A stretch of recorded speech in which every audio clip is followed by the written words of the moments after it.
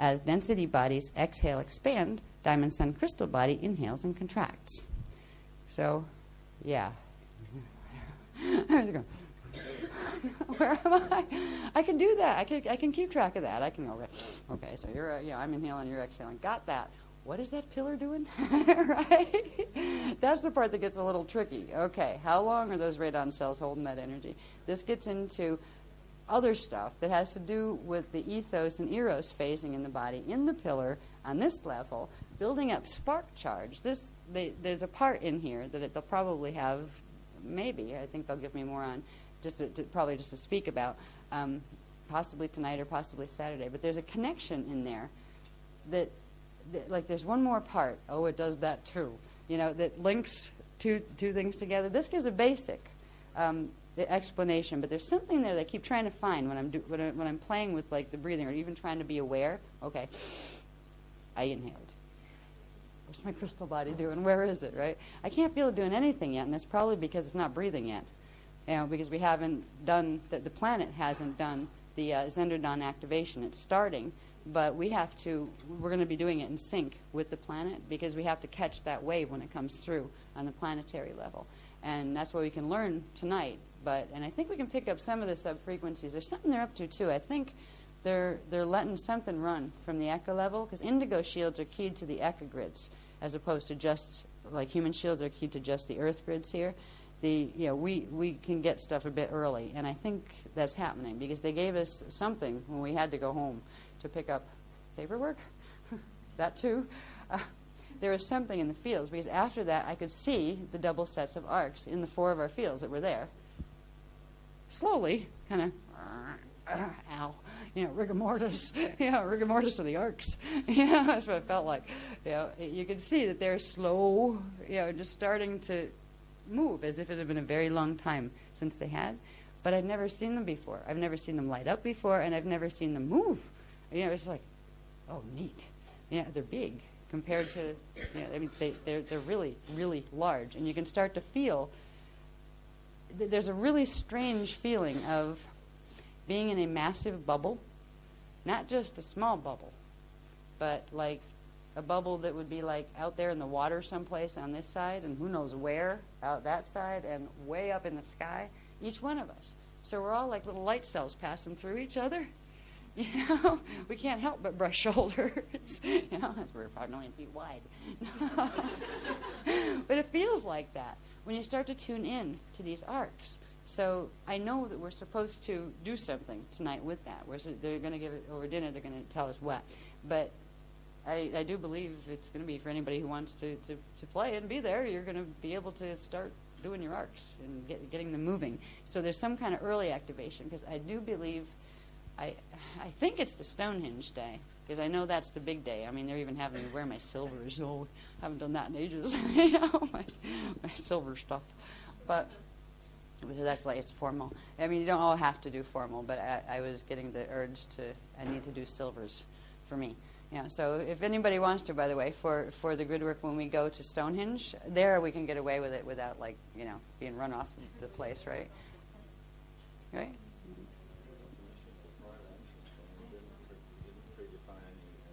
They didn't tell us what clothes we had to wear, right? Right. And they're used to all sorts of wacky stuff up there anyway, right? Yeah. So anyway, when we do the work at Stonehenge, that's the day. The St. Michael's Day is important too, but it's more important to be inconspicuous there. At least from what I felt last time we were there. It's like tone down the light and be invisible if possible, kind of thing. I didn't feel it particularly welcoming to indigos. Nice place though. It's really cool looking. It's like a really neat place to see, but it has some very interesting, heavily Templar grids. And the quieter your light is, the probably better time you'll have there. But when we go to Stonehenge, they're used to all sorts of stuff, and they're immune. They don't care anymore, I don't think. As long as you behave and don't, mess with the stones and follow your times in and out precisely and that kind of stuff, they don't care. So that'll be the day if we're going to, if you want to do ceremony, you know, and do whites or like heliothalic pastels, that kind of stuff. That would be appropriate, but you don't have to. That's why I didn't say, bring your whites kind of thing, because we're going to be getting reputations. We already have reputations. The group that goes around, they dress in white and do really wild stuff, like what? I don't know. Sing, spin in circles, We don't spin anymore, only on the inside. Okay. Anyway, do I have to read any more of this? No, I finished that one. Oh, okay. What are we on? Yes.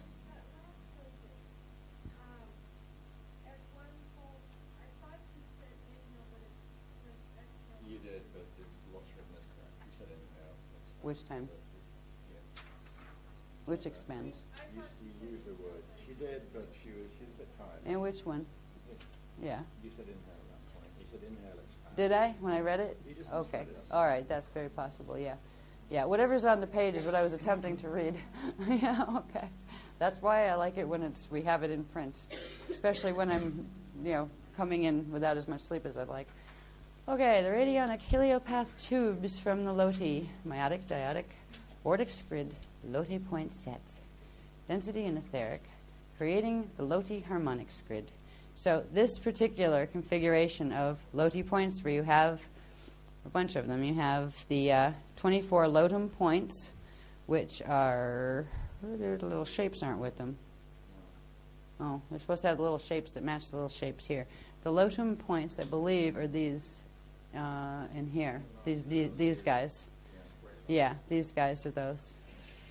Yeah. So the little diamond-shaped squarey things on their side are the 24 Lotum points.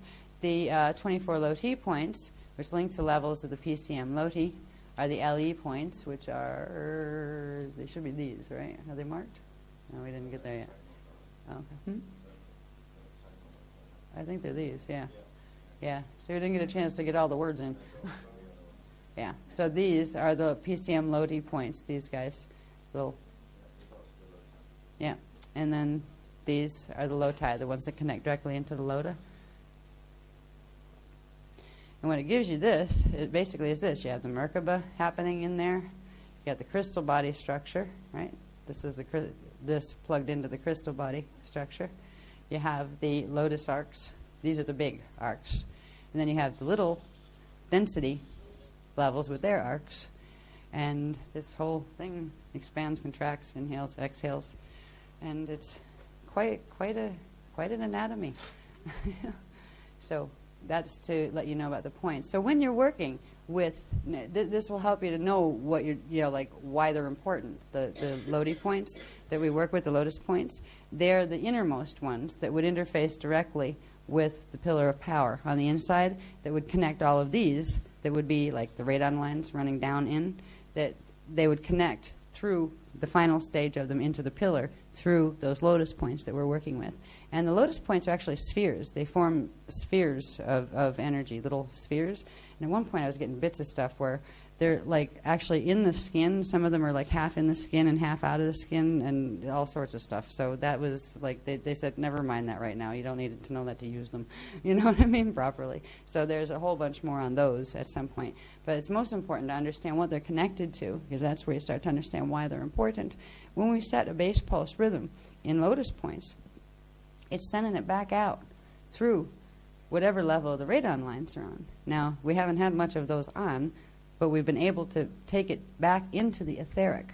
So the lotus points that we've been working with are the ones that are the interface between the atomic and the etheric. So you're using the atomic level to recode the etheric level that has been damaged in order to have the etheric level restructure the atomic level. So, yeah. You need to have certain frequencies. The Laettori and Laedori frequencies, you're not going to touch going through the lotus points or being able to activate them or touch the etherics without the twin flames of the ekas to be able to do it. And they are very damaged right now. It's kind of funny because some of the, let's say, Tothian, to keep it broad, teachings, we're bringing through, working with lotus points, but not calling them that. The ones in the wrists they were working with, they're trying to get you to code Metatronic stuff into them. And it's like, without telling you anything about what they are. Oh, you have this big sphere around you, and you have these little balls in here and a few other points. Yeah, they don't bother telling you what they're connected to. Of course not, because if you knew, you wouldn't put that code in there. You know? But at least you know that if you look at other metaphysical teachings, this stuff covers the stuff they're talking about, but it shows you where it fits in with other stuff. And you'll find that there are teachers out there that, you know, people that are channeling, they've left themselves open to teaching and also to misteaching. Not that they have the intention to do so, but there's all sorts of wacky things flying around out there talking to people these days. They have an agenda. They have an agenda that they take very seriously. And that agenda is to make sure those crystal bodies do their full role into Metatronville, and they're going to get as many people to help them do that as possible. So a lot of the healing modalities that are out there have really damaged a lot of people, and the people that are using them haven't meant to. They're being conned. And there's one thing I like about this program, because we don't have to take on other people. We're not trying to make anybody wrong, but we are trying to show where those other teachings fit. There is an anatomy that is a divine anatomy, and they've all been trying to tell you about pieces of it. Well, here's where all those pieces fit together, and here, whatever modality you're using, use this with it. You know what I mean? Understand the whole thing, not just little bits of parts, and use the most powerful technologies if you want to combine them with your other stuff. Because if there's any negative other stuff running, this will take care of it. You know, it will clear it. It will harmonize the frequencies back into natural ones, if possible. And if you're working on somebody that is Metatronic, and that there is no other option, their being knows that. Their biology, their crystal body knows that. It will use whatever frequencies you can give them to the best way it can.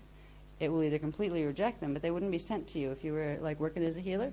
They wouldn't be guided to you unless they were sent to try to hurt you. That's where you have to be careful, because sometimes clients will actually be on a secret mission that even they don't know about, that is meant to try to get at your fields. And you need to be aware of that and approach it all with a grain of salt. Love everybody and keep your fields nice and strong, and don't let, you know, literally the frequency guard down. You can trust people to be precisely what they are, whatever that might be, and it might be later that you find out. So better safe than sorry, you know, kind of thing. Anyway, there's the connection to the inner lotus points. Some more diagrams. Yeah. Then those create a horizontal and vertical lines. They were diagonals, right? Then there's this other grid, the diagonal grid lines of the Lodi harmonics grid, which was, you know, the diagonal ones we just looked at from the Lodis, interfaced through the meiotic dyadic grid lotus point sets, polarizing to form the horizontal and vertical Loti octaves grid that downsteps currents from the etheric vertical ethos meridian and eros axiotonal line grids. So here's another level of gridding. There's probably more diagrams to go with this one, but there are these lines as well. These get into, I think, when we start putting it on the planetary level, get into some of the, what do they call them? I forget. There's a funny, racial grids? Something like that. There's a... Yeah. There's racial? Yeah. Racial grids. I think that's connected to these. I don't know why, but I think that word is connected to these. Well, the 90-degree angle is crucial in a racial. Yeah, and these are all, 90-degree angles, yeah.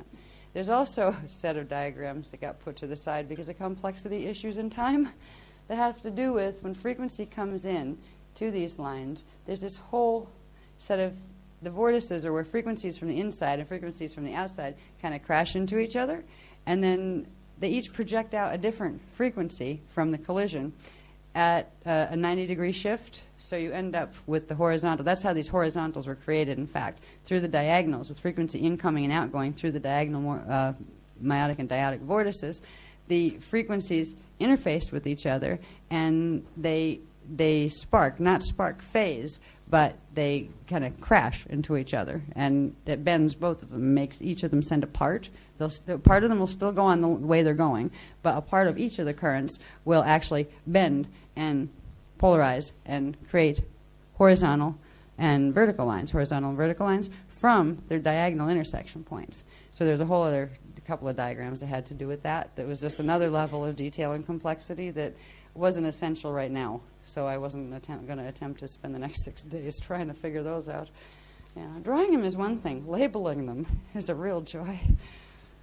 Because sometimes the drawings are clear, but there's so many different names to so many different things, and you have to understand 6 processes before you can even get to the names. It can be a challenge. And this is just a bigger picture showing what. Do we ever find out? 7:30, you're right. Is it 8? They said 8. That's what I thought, because we thought it was 8. But somebody... Darlene told me it's 7:30. Is 7:30 for sure? Okay. And it's a fixed one. 10 minutes. So, yeah.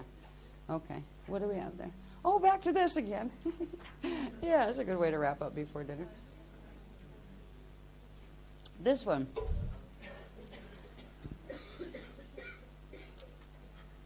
This one, let's see. It was probably about 6 o'clock this morning when I was still trying to get the words for this one and to make sure the flows were right. What's flowing in what direction? Yeah. And we got it right. It's easier, I think, to try to read it and look at what it's trying to say, but I'll point out what it is. First of all, these are basically the phases. We're back to the axiotonal lines, which are the ones that, the magnetic Eros lines that run up. And these are the ones formed by going back to where we had the teleosphere. These are the lines that run through the teleosphere, right? So you have the axiotonals. The magnetics run from the bottom up. Then these guys, they polarize when they hit up here. Part of them come down through the center of the pillar, and I think they haven't said exactly how they move through the radon cells, but it's the radon cells that carry them down, and then they cycle back up where you get another set of 12 moving from the bottom to the top, an inner set of axiotonal lines. Right now, those inner ones in the staff would also be the same thing as the outer ones. They'd be the same positions as the outer ones, and they would run the same frequency. They would be the axiotonals would be the 11 2/3 counterclockwise Eros, and so would the inner ones be. Now, there's other things that happen. Part of the currents, when they arc up to the poles, the magnetics arc up to the poles, split and go down that way, but part of them split. See, these guys are splitters. I'm noticing this. Of what these radon cells, this is the zendradon up here at, this one runs between 12.5 and 11.5, okay, the zendradon photocell. Now, it controls that, it's part of the control mechanism. Remember, there's a body that runs from 12.5 around to 0.5, that's the logosphere, right? And then there's another body that runs from 11.5 to 1.5. That's the photosphere. So these things actually interface between the two levels of the spheres. And when it polarizes the energy, that it sends the one down the current so it can come back up.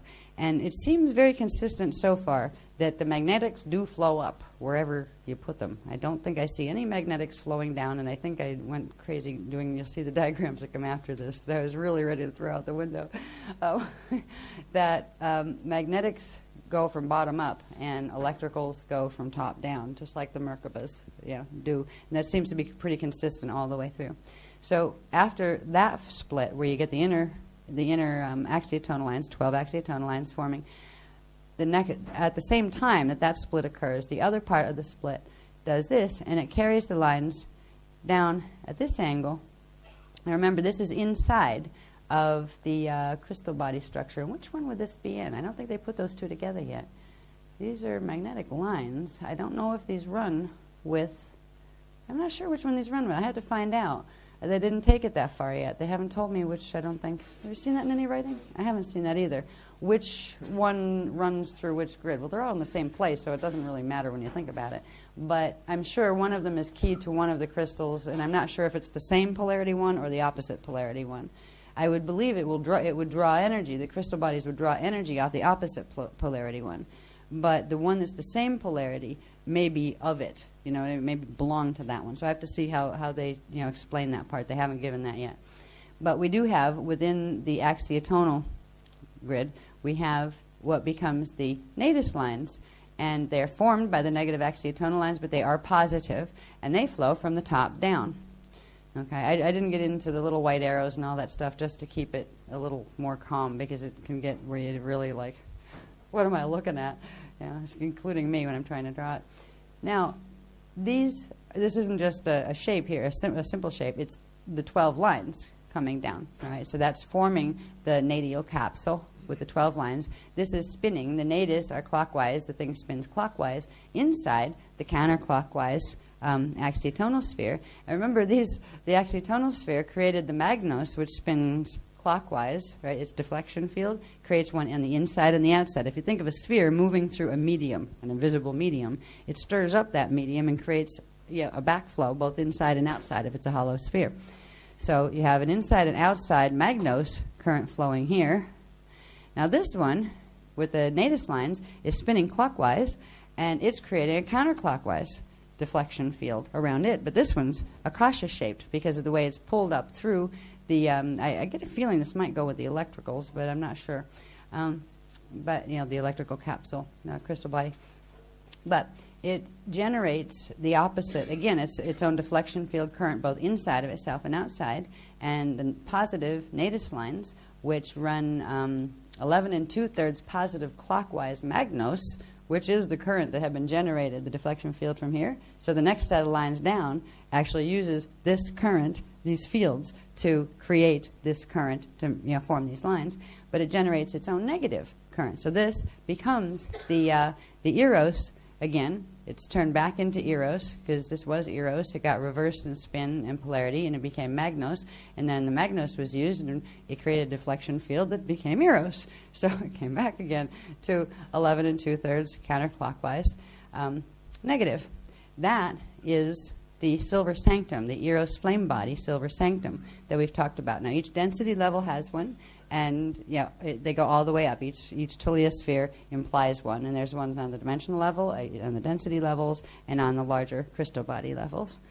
And after that is formed, then the next step is the frequencies come in through the zendradon down here, which runs from 0.5 to 1.5, again in between the logosphere and the photosphere, because it links those two just like the zendradon on the top did. And the currents blend into one temporarily. Actually, they blend into one. One goes this way, counterclockwise. Okay. It's an eros current. The eros current comes in. The eros was generated by the radius lines, or nadius lines, right? As the deflection field. So the negative eros current comes in counterclockwise, stays counterclockwise, does the Yun flow. And when it's coming up here, it also splits. So again, we're having the radon cells serving as splitters as well. They're like, I don't know what you call that in official electrical terms or electronic terms, but it's splitting the currents. They seem to blend and split, and blend and split and mix, I think. So you end up with the Yun flow and this opposite spin. So the units of eros come in here. Part of them go this way, the negative ones stay that way, but part of them backspin after the first pass, because when this comes up here, this way, you have a negative hitting a negative, so it kicks part of the other one back into a reverse spin. And this creates this area here. And this area here is what? That is called the density level Ka. Now we have Ka, Tha, Ra, all sorts of things up there in the echo when we get into the matrodon seed atom in the seed cell in the echo. But this is the level in the coming down in the density vector levels where it forms a Ka cell, which is a light cell, specific type of frequency, Ka. All right? It is actually, Ka is actually ethos based. So when you reverse the eros current, you get the Ka cell, which is a base ethos cell. Etheric. They're still etheric currents. That gives you this shape. So you've got a flame body, and you've got what's part of your electromagnetic fields.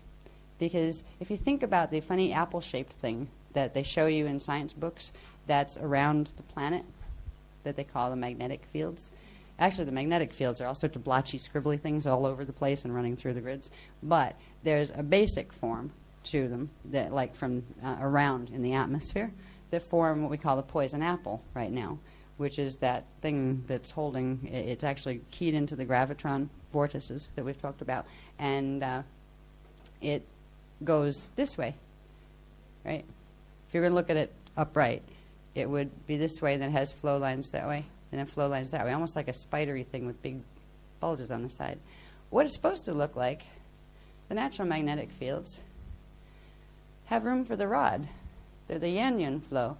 You have the yun, which is the female magnetic, coming up from the bottom counterclockwise, and then back down again. You have the yan, which is the electrical male. It comes in clockwise. I'm losing my lines here. Stays clockwise, and then comes back out.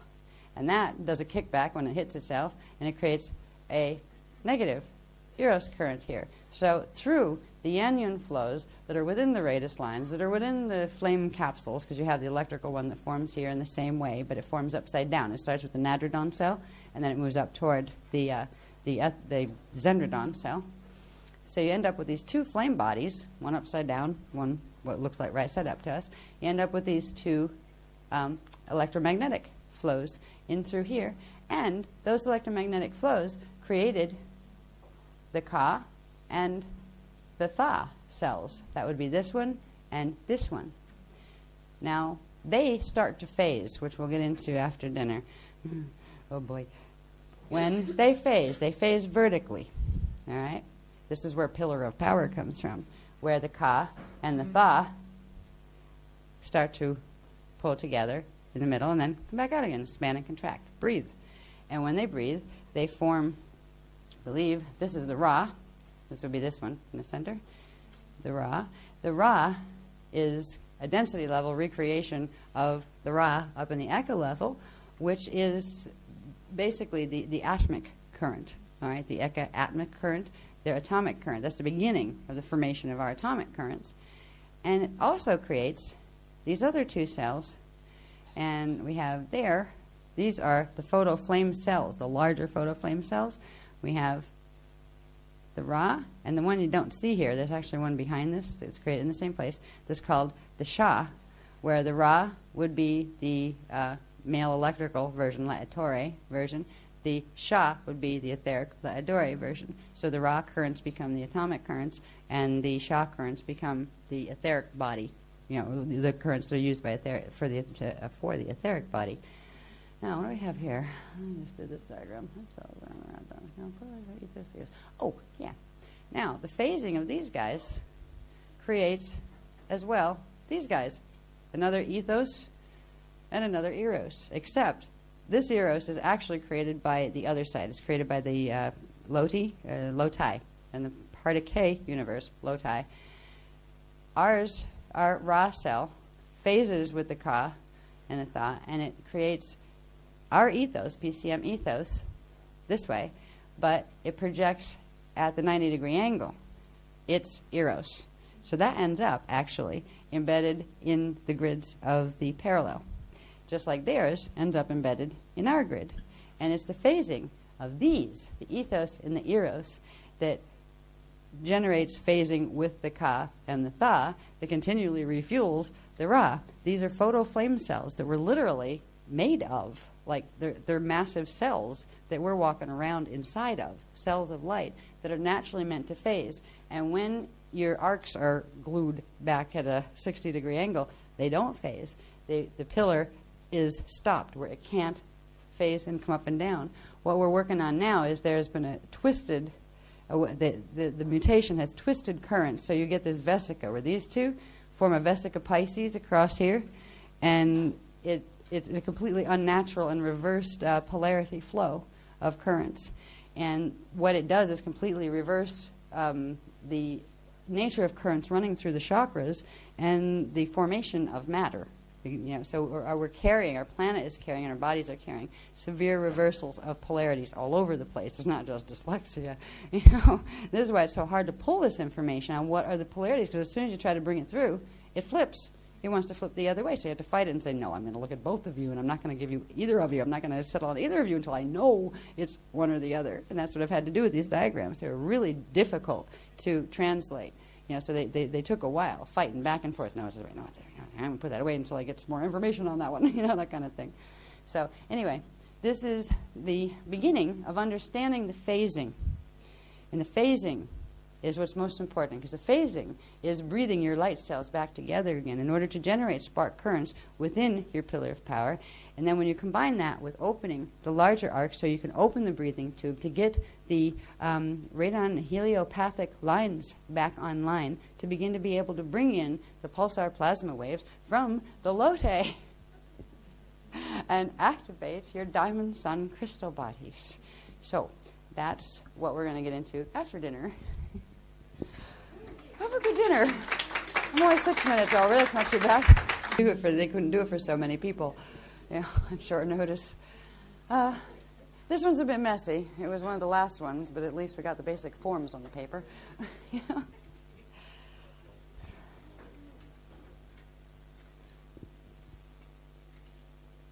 Will you let me know when they come in? Yeah. I'll take a 5 minute when they come in. Just daughter missing in action. Yeah. Anyway, where was I? Okay. What was the one right before this? I like to usually start with the one right before. We didn't do that one yet. Oh, we did. Thank you.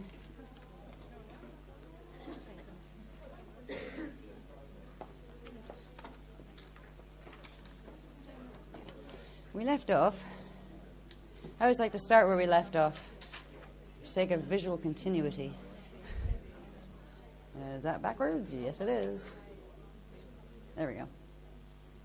Okay.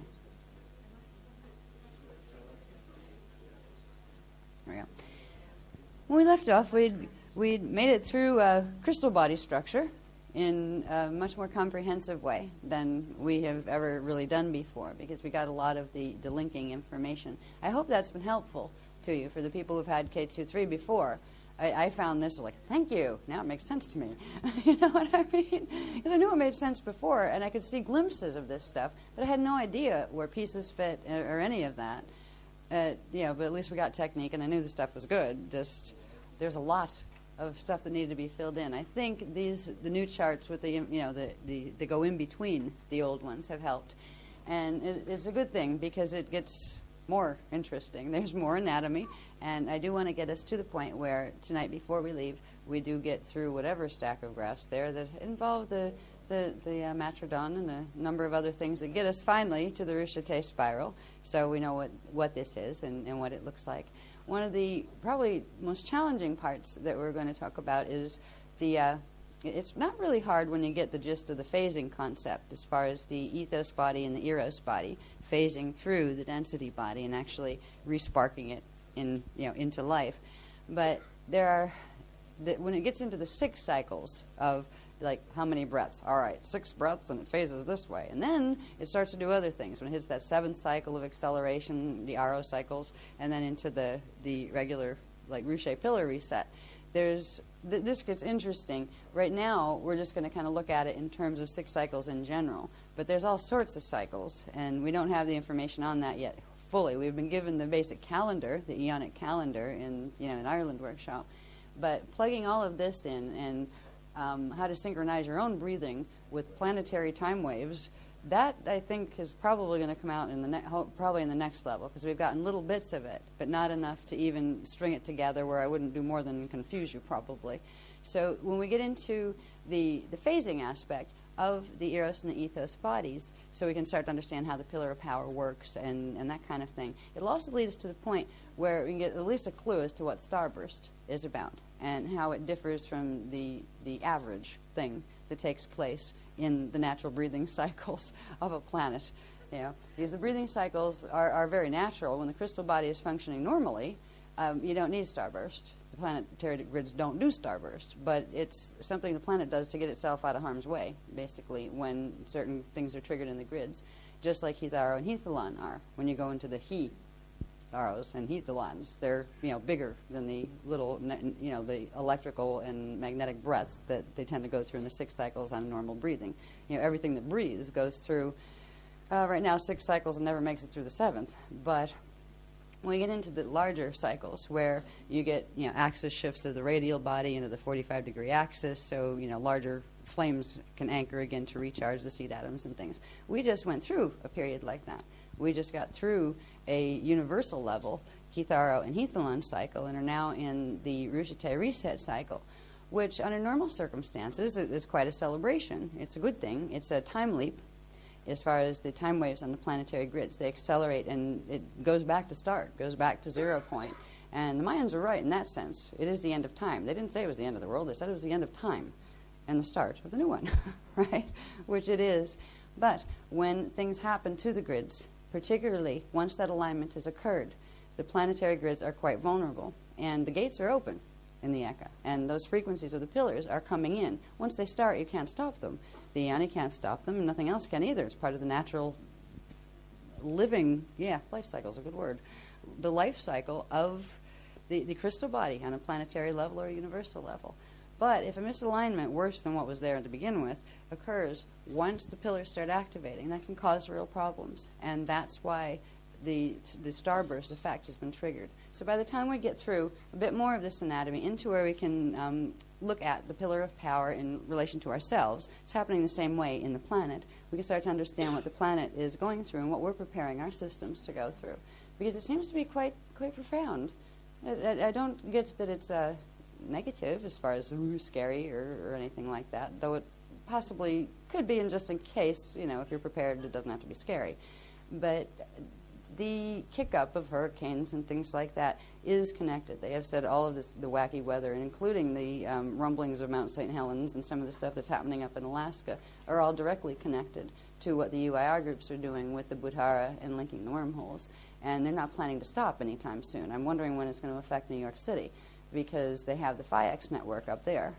And I would imagine if they're putting the FIX wormholes down south online, the next bit would be go up there and then probably run the Michael Mary line. And that's probably why we're running it first.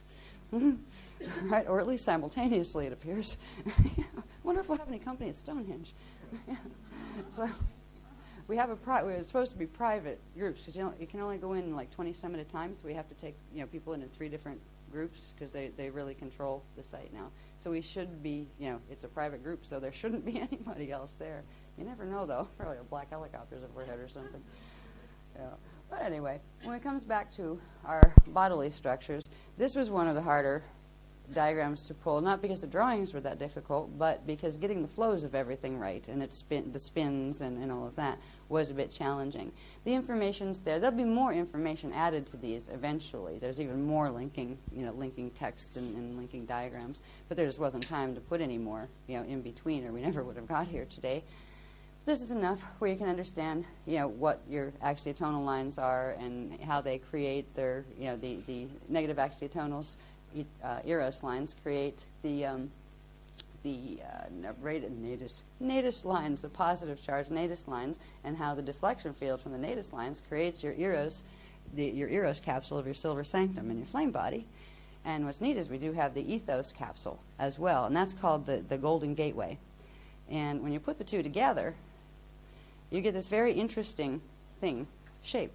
It's 2 akashas put together, and it has the Tha and the Ka, creating the Ra in the center, and the phasing of them with the Ra creates the ethos and the Eros, our Eros over here, and the parallel, the same thing is happening on the parallel side. So we end up at the same time as we project out our Eros over this way, they project theirs out, and it ends up here. They phase, the parallel side phases with our Eros, and we phase with theirs. So the natural breathing process actually involves the process of these cells, these are photolight cells, coming together and then expanding out again. That would be the natural process. It would be happening normally and naturally if it weren't for the mutation. To get this to be able to happen again requires a few things. One of the things, we started in Belize, and once it starts in the planetary grids, we can start it in our bodies. Even with the indigos, we had to wait until it was releasing in the planetary grids, very possibly because it would damage the planetary grids if we tried to run it, even though our shields could do it. If we tried to run it, it would anchor it on the planet before the planet was ready to do it, and that could harm the planetary shields more than they're already harmed. So I get the feeling that that's what they're doing today. Like they're going to teach us right before we go the beginnings of getting the double arc sets moving. but they didn't give me any written technique. I thought he was going to give me written now, but it's not going to be now. It's going to be for Saturday. We can't use it yet, basically, but we can practice. So they're going to run us through some version of something that they want us to practice, and we can use it tomorrow. It'll begin, I think, a subharmonic activation, but we are waiting for the planetary grids. And they haven't said it's tomorrow, but it's possible. I have to find out. They'll let me know, tonight whether it's tomorrow or whether it's the day we're at Stonehenge, which is possible, more possible probably. But, I don't know. There's something activating in the grids tonight, and it's not the zendradon. Let me see. I just want to check with something, because I keep getting heat rushes, and they seem to be coming off the ground level, which is a strange effect that I've not felt before. You getting any of that? It's almost like heat waves coming off the ground, not up through your own body, where it's like, oh, yeah, DNA again. But it reminds me of something that you were saying. Yeah. I'm getting it as not seeing it, but I'm feeling rolling waves of heat.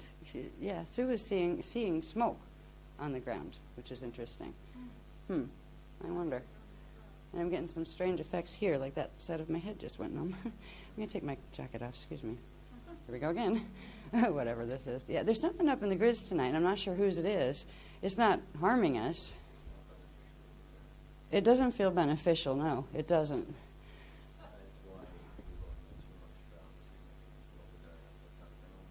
Saturday morning? Okay, yeah. Yeah, I had a feeling that they were feeling something out to see how far something would go, and it went in a direction where certain stuff went on security release until closer to time. Yeah. In other words, I think we have company. Yeah. But I don't think it's one of those we have to say, okay, everybody run! No. Only once that happened. On the Bermuda trip, they said, get out of the room. You remember that? That was the strangest. Sorry, guys, we gotta leave.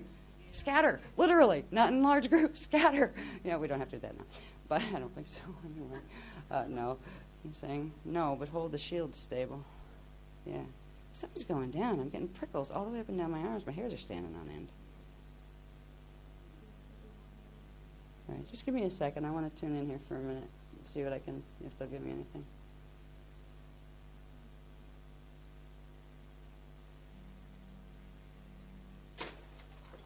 Well, I know who it is. That doesn't surprise me. Yeah, they're going to be very careful on what they release at this point. I can speak about what's down, which we have lots to go through anyway, so that'll be fine. But as far as any release stuff, it's definitely a good time to put your thought screens up, and things. I was wondering when they'd get around to being pissed off about the tour. I saw the funniest thing, actually, when we were at the tour. And we were really trying to be nice. I mean, we're there as representatives council, and we're aware of the host thing, which really ticks them off even more, actually. They don't want theirs to host out, so that's probably why they're really not happy with us. But it was the strangest thing. There was like this really strange cloud that appeared in the astral level, and it was like a band of bratty angels, like troublemaking angels that were like tumbling over each other, like, kind of like when they're bored, they just fight with each other for the heck of it, for fun. And they went, oh no, right? Like they knew we were there, but they thought their guys could handle it, and they weren't, and they didn't. And whatever we did seemed to upset what they were trying to do, which wasn't healthy for the planet, and we didn't stop them. But there's something that really upset them, and this like band of them went streaking out, and I could actually see them. Uh-oh, yeah, they're going for reinforcement. And they came back in like a wave, like a fleet. And I didn't see anything of them after that. They didn't try any direct anything with us, but I have a feeling they're up to it. Did they? Okay.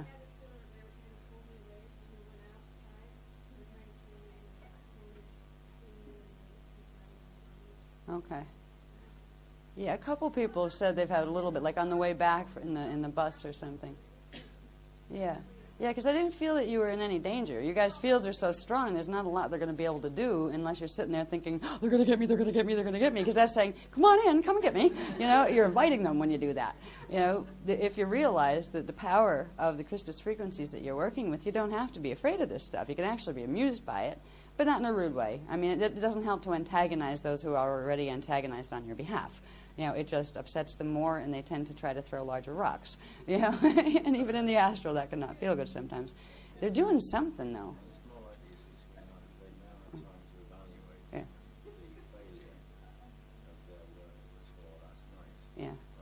Okay. Right.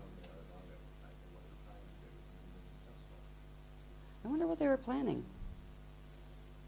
Because we weren't trying to stop them from anything.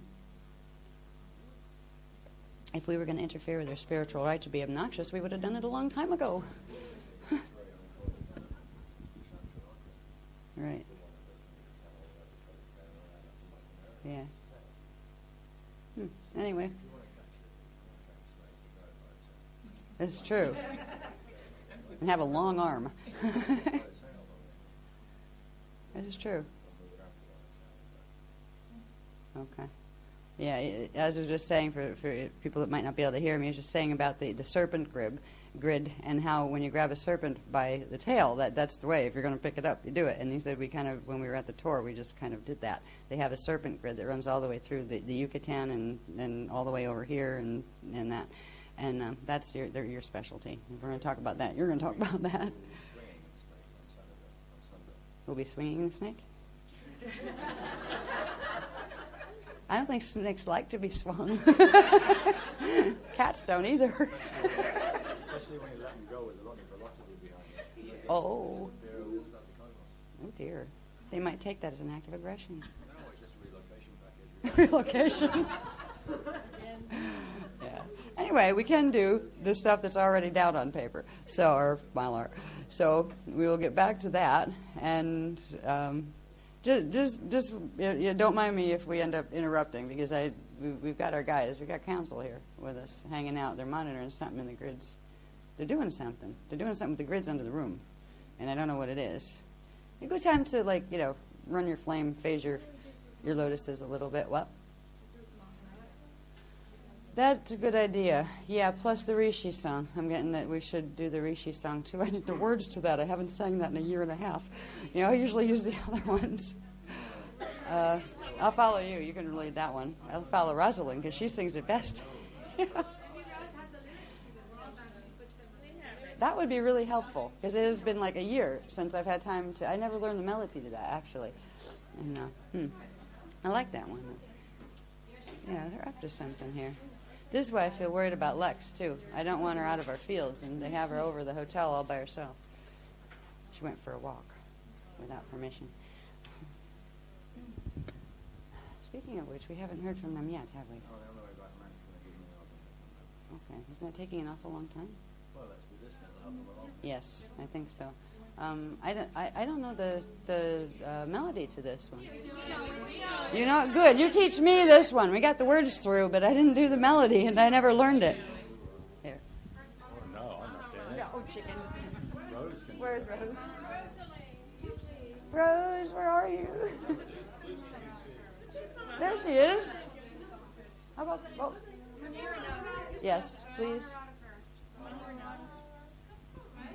How about you both? I don't care. Somebody. Good family. You know, that's my Maharata song. I do that one all the time, especially the sunshine. 1, 2, 3. Maharata Kumbai Vectus Mushanatu Enabakayun Iglium by Vectai Maha by Vectai Udore Ornamur Iste unte Satrasha Hehera Katate Uma Ashelum Taesha Intadoe Shaddai Akumtan Akumtan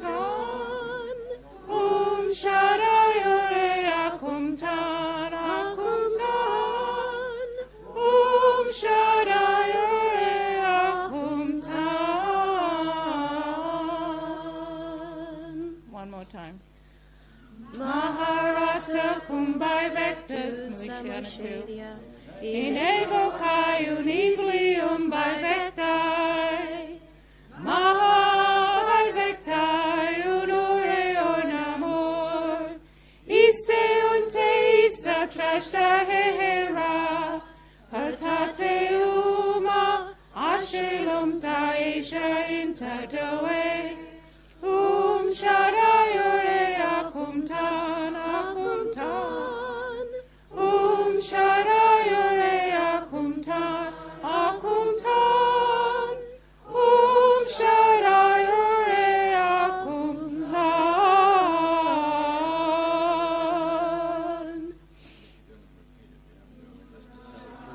No. One more time. 3 times. Yeah. Yep. Okay. Maharata kumbai vectus mushanatu.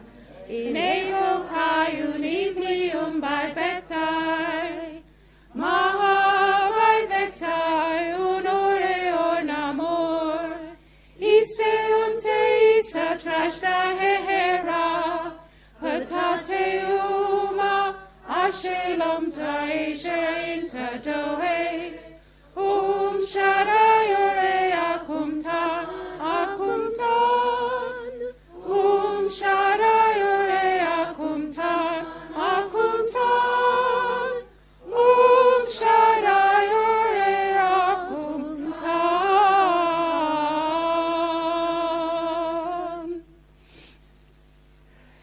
Shura Arun trivectus Deomir Ashalum Taiua Oromata Denita Arshueta Tekia.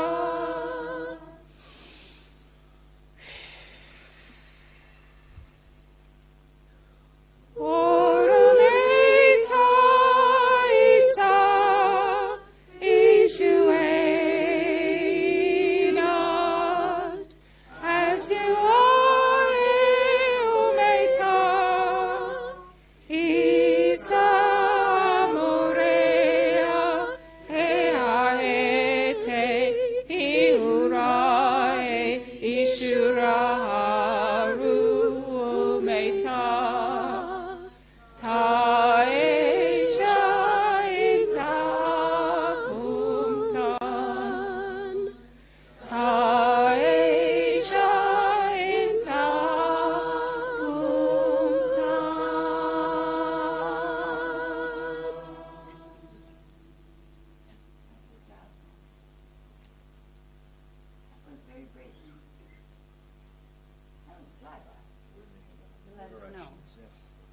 They're here. All right. Basically, what we've got are we just had a flyby of about 6 or 7 stripes of nasty, dirty-looking angels. They have angel-type wings, but they're not angels, and they don't wear robes. In fact, they seem rather naked, but and dirty. They're just like dirty-looking. It's like charcoal-colored tracks that opened up in the ceiling. And what we did was set a trampoline, basically. Anything they dropped bounced back instead of, if they're trying to do any nasty drops or anything. But it was actually quite brazen because they came into the frequencies where they knew we'd easily pick up on them, which means they're saying, you pissed us off. We're going to hassle you.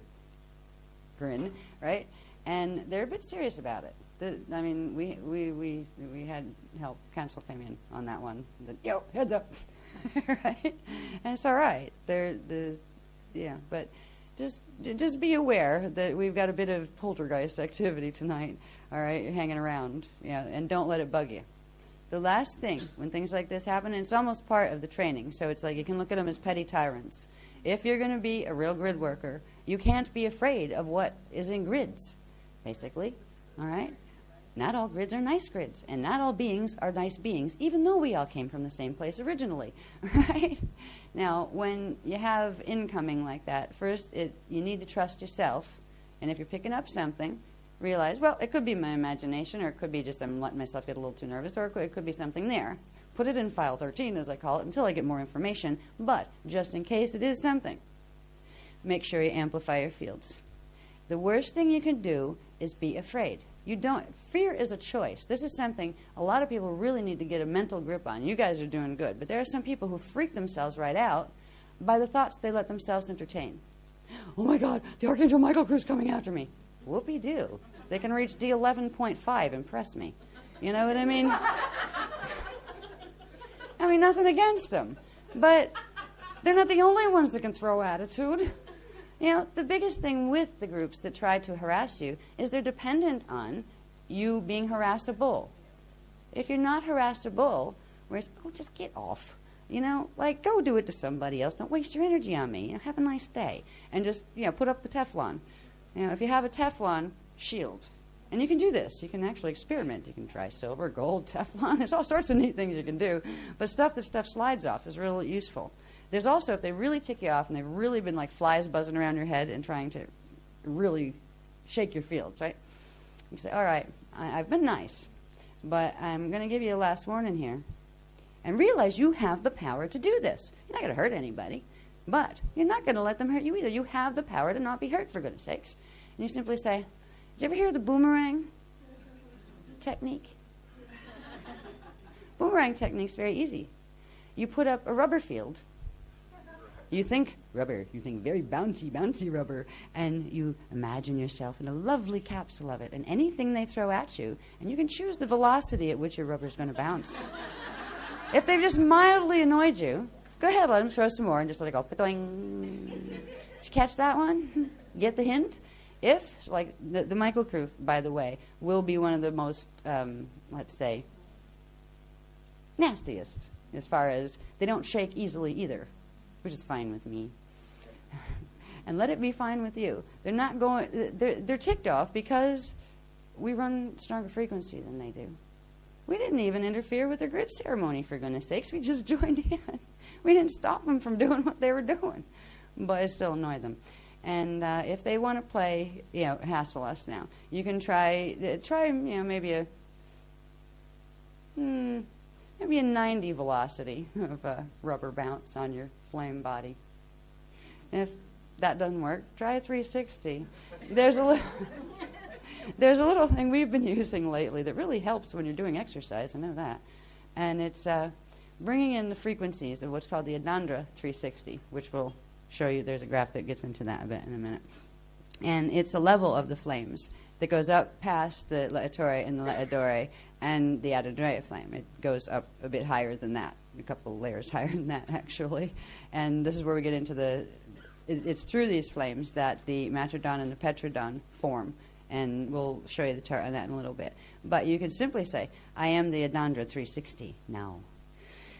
And bring your arcs up, right? And so where they're in line with the vertical column.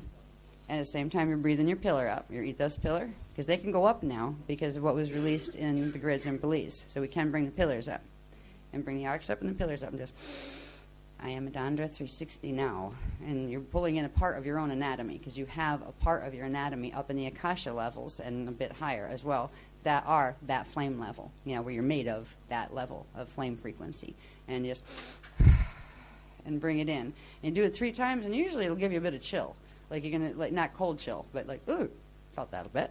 It's something that they taught us how to use with physical limitations, like when, because they have me on this workout program, right? Oh God, there's something called flame runners that they're starting training for, and I mean we have holders and keepers and all sorts of things, but the runners have something to do with physically running, and you need it's a physical training thing, and they've been putting me through it, as is already in shape, but I wasn't. I've been a slow foot soldier for a long time, and I've not been into running or anything like that. But they've been having me work out, what was it, 6 days out and 1 day off, 45 minutes of cardio without, like a block of it, where 45 minutes sustained cardio a day. And that's, of course, plus the arms, the abs, and the rest of the stuff that has to be done. It's like, well, I might as well just live in a gym. But I managed to get through a couple weeks of the 6 days on, but not 1 day off. I tend to get 3 days off. The worst one was 5 days off because I have to recuperate. But they would have me use that affirmation, I am the Adandra 360, at certain points. First they started with it just all the way through, and it actually made it so I could do 45, and it got easy, which was, for me, was an accomplishment with, between the asthma and the smoking and the fact that I don't like cardiovascular activity much. It's not much fun in my world. I never liked it much. It really, it did a lot. You know how you get a side stitch if you're not used to that kind of thing? Well, it cleared that, and I've never, even when we were younger with this body, we were never able to clear the side stitch. Once it happened, it was time to stop. It was time to slow down, and whatever I was doing, I wasn't going to be able to do anymore. Using that affirmation and holding the breath when you do, and bringing everything up into the pillar, and then expanding it back out. Even once was enough to clear the side stitch, and I was amazed because I could keep going. And I actually made it through, a couple of weeks of literally 6 days on. That was amazing. And I have to go back to that when we get back because it just went all to heck in the last couple of days. But anyway, if you feel that anything's around or bugging you, first note, use it as a learning experience and note how you react to it first. Is there a part of you going, and say, put yourself in your mentor space and say to that self, okay, what did I just do? Check this out. Now, I'm not in danger, but this part of me thinks I am. Have a talk with that part of yourself and say, it's okay now. You don't have to be afraid anymore. You need to be the grown-up now. This is what part of what they were referring to when they know that we're masters here, even though we don't know, even though we forgot, even though we're just waking up to remember that. And we still want to feel safe, and we go through all those things that people who are masters don't worry about. Because if you know you're a master, you walk through whatever you need to walk through, and you know you're okay. Particularly if you know you're running Christos. There's nothing stronger in the universe. If you know your intentions are good, and you're carrying with you the honest desire to serve the Christos, to assist other people in their evolution, other beings in their evolution, to be loving and non-judgmental, but still aware and practical. Those kind of things. If you hold the right intention, you're not going to draw to yourself nasty stuff. You might have a few nasty angels that are a little ticked off that they can't play with you anymore. All you have to do is be assertive. Not aggressive, not angry and not violent. Assertive. And once in a while, I hate to say it, if they whack, whack back. Don't be afraid that if something is throwing energy balls at you and you catch it in the astral, like you realize something's there and it's like whipping energy at you or something. And just sit and still look forward. But imagine turning your astral head and going, can I help you? Because if you do that again, I'm going to throw them back at you. Do you want to play that game? The thing is, most of the ones that will try to hassle you depend on the fact that you don't know yet that you could flatten them. And as soon as you start to show them that you know the power you're holding, they'll think twice before they try to mess with you. They'll, just like bullies, they'll go try to play with somebody that's easier to get to. You know? And you do have the power. Anything that the creepos can do on the astral to cause you harassment or to implant you or to harm you, you're fully capable of doing the whole spectrum yourself. Of course, you're nicer than that. You're not going to go doing stuff like that to people. But you have every right to protect your own fields. And in fact, you have a responsibility to do it. Because if you don't protect them and something gets into your fields and something decides to take your body and walk around and do something nasty with it, you're still partially responsible because you didn't hold your body, because you didn't hold your power. You know, no, you're not going to be judged and sent to hell because something like that happened. But you have the power right here. The power is in your crystal body. This is yours. You each have one. It's been sleeping for a long time, but it's time to wake them up. I tell you, when they see those rolling in on the astral, it tends to be like everybody steers clear and goes, oh dear. And if they're good guys, they go, whoa, check that out. I want one. You got one. I do. Yes, just turn it on. Ow. So we're entering an interesting game now, where you're going to see more of what's happening in the higher councils and even on the astral level starting to show itself in 3D dramas, just like we had that interesting host pickup over there on, at the tour. Because that's really what that was. There was a deal that went down between our guys. Okay, you take the cap off, and we'll be glad to help you over to the Adani. No, we won't tell your guys until after you're gone. Right? And that's basically what happened. That's part of the reason why these guys aren't too happy, is because we're assisting the Adani host. And that is upsetting them, because that's taking grids away from them that they want to control. It's not their business to control grids that are under somebody else's guardianship. Those grids were never under their guardianship. What we're doing is literally holding the grids on behalf of the Christos, not on behalf of ourselves. They don't belong to us. You can't lay claim to the divine as an old American Indian teaching, as well as others. And this is very true. You can enjoy and share this planet with itself, but you can't own it. And those people who are doing compromising things to the grids, either because they don't know any better or because they think they can, and that's good enough for some of them. Why? Because I can. That's not a very good reason. There's a lot of things you can do that if you're wise, you think twice about doing. But we have a right to do what we're doing. We're not stepping on their toes unless they happen to be grounding their heels into sacred spots. And then we will come and say, excuse me, we can stand there too. We don't need your permission. And if we run healing energies into the grids, and the grids bounce them after that, Isn't that a shame? The Earth made a choice, didn't it? We gave it the choice by running the frequencies where it was being over. It's like somebody strangling you and then somebody else coming by and peeling their fingers away and saying, well, you can stay there, get strangled if you like to, or you can run if you want to. Pick one. And the person goes, bye, I'm out of here, right? Well, something like that just happened at the tour, from what I'm getting. The grids bounced them. There was some kind of, whatever they tried to do, they tried to take something, some kind of spiral they have there deeper, and the planet said no. This is why they're not happy. Now, we'll hear more on this. Yeah, this is what this is about. Oh, it's going to be a busy night in council tonight, I can tell. Uh-oh, council meeting. Okay, anyway, back to program.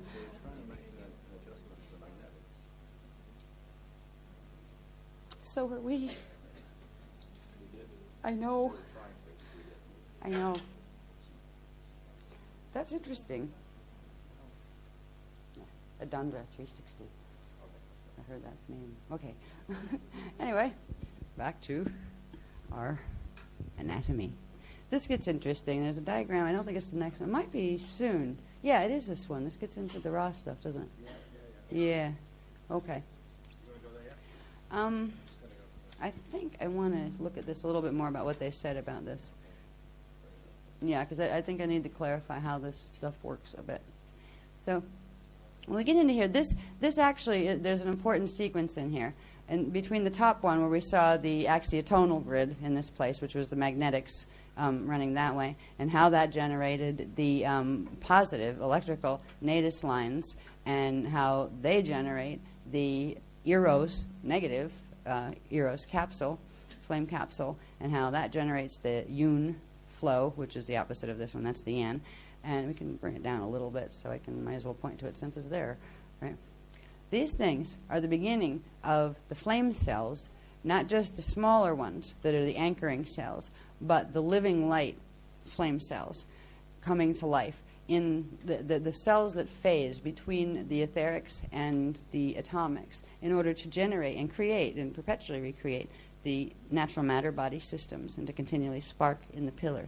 The ones that we'll be using when we do pillar breathing and arc breathing and a few other things that they're going to teach us how to do. Their templates are actually set before, which I'm going to go into when I talk about the stuff up in the Eka base shield level, which is the matradon. But the same effect happens down here because the flame cells take on the same configuration that the matradon cell has, and there's a specific arrangement of how the flame cells arrange themselves and interact with each other. Once we get the magnetic flame body, the Eros flame body, and it creates this little current here that becomes the Ka. So that the negative creates a positive, creates a negative, creates a positive. Right? So we have the positive Ka force here, and Ka is a specific set of etheric frequencies. I think they're etheric atmic, actually. I'd have to look it up. There's one of those, again, where we have like 20 different names of different flame cells, and some are etheric atomic, some are etheric atmic, some are atmic, some are... No, etheric atmic and atmic etheric are not the same thing. The one in front means it's the dominant one, right? So there's a lot of what current was which, that kind of stuff. We're just getting this stuff in. So this, we don't have the list. We don't have them all sorted out yet. But the Ka and the Ka and the Tha create the current that's called the Ra, which is the density atomic current down here. But there's also a Ka and Tha and Ra and Sha on the level of the Eka as well. I know that we were being given stuff, with the matradon on that. So it's like what we're seeing down here in the density, the Veka density bodies, is a smaller version of what takes place up in the Echolota as far as the original, the original creation imprint of the matradon. So the formation of the two flame capsules, where you have the Eros capsule, and this is going to be fun to work with. I have a feeling we're going to be working with this one directly, this golden gateway that is the Eros capsule that forms from, you have your, ethos capsule. You have your ethos meridian lines here. They do their phasing thing, and they create the natus radius lines that are actually negative and spin counterclockwise, and that creates a deflection field that is positive, that creates the positive ethos flame body, and this creates the negative Eros cell. So we've got two cells just from these two sets of flows that open. we've got the two flame cells. And when you put them together, they begin a phasing process that they come together and they form the Ra frequencies and the Sha, which you don't see, but the Sha becomes the base for the etherics, for the etheric templates here, the etheric blueprints here, and the Ra becomes the base for the atomics. The Tha is kind of like the mother of Eros kind of thing. It's a larger, stronger sound current than the Eros, but it's again a negative magnetic current, the female, and the Ka is the male, the electrical. So these flame cells start to phase here, where they come together in the center, generate the Ra spark, and then they actually pull out into the 1, 2, 3, 4, 5. There's actually a sixth one, the Sha, that is the etheric main current behind here. So through this, you end up with your ethos and your Eros bodies. You end up with your Ka and your Tha flame force, and you end up with your Ra, which is your manifest form system. All right. When we get into some of the other stuff, we're also going to look at these flows a little bit more. The Yan and the Yun. The Yan is the male flow, again, that comes in clockwise from the top, stays clockwise. Notice it makes that shape, but it stays moving clockwise in relation to itself. All right, just like the Yun stays moving counterclockwise. These create they're the atomic, etheric atomic, one of those, etheric atomic interface, I believe is how it's worded, where it's through the Yan-Yun flow. This plugs directly into the inner 24 lotus points that we've been working with. So when we do the tapping on the 24 lotus points, it takes it directly in to these flows, into the natural etheric atomic interface of the Yan-Yun flows. And that begins its cycling outward into the sphere. Some of them are smaller, but most of them run on the 12 thing. They said there are ones that actually run on 4s and 8s separately, which I didn't. I said, please not now. I remember saying, can we do that later? Is it essential to now? They said, no, we just thought you might be interested in knowing. I said, great. This is where it has to do with the different forms of crystals that can be created as base forms. And our systems were built on the ones that were shown. But there are systems that are smaller that were created with less scope. They weren't created to be massive 15-dimensional systems and full vecas. And there are ways of using the frequencies in still a base 12, but dividing it in certain ways that aren't the usual Chris code ones. They're meant to be finite, but not in a way that sucks energy off other stuff. So there are other versions, actually, of crystal bodies, is what they just said to me. And I think that's basically what he's just explained, isn't it? There are other shapes of crystal bodies that they can take, but the Christos ones, the ones that are eternal life that will continually generate sparks, are the shapes of the ones shown. And all of this is generated through those. This becomes interesting because it looks kind of like an eyeball, doesn't it? And it's known as one, which is really interesting. The next diagram, I think, is the one where they showed that stuff. And this is the one that was rough. This one was the last ones I was doing. And I was determined I was going to get it on paper, get it down.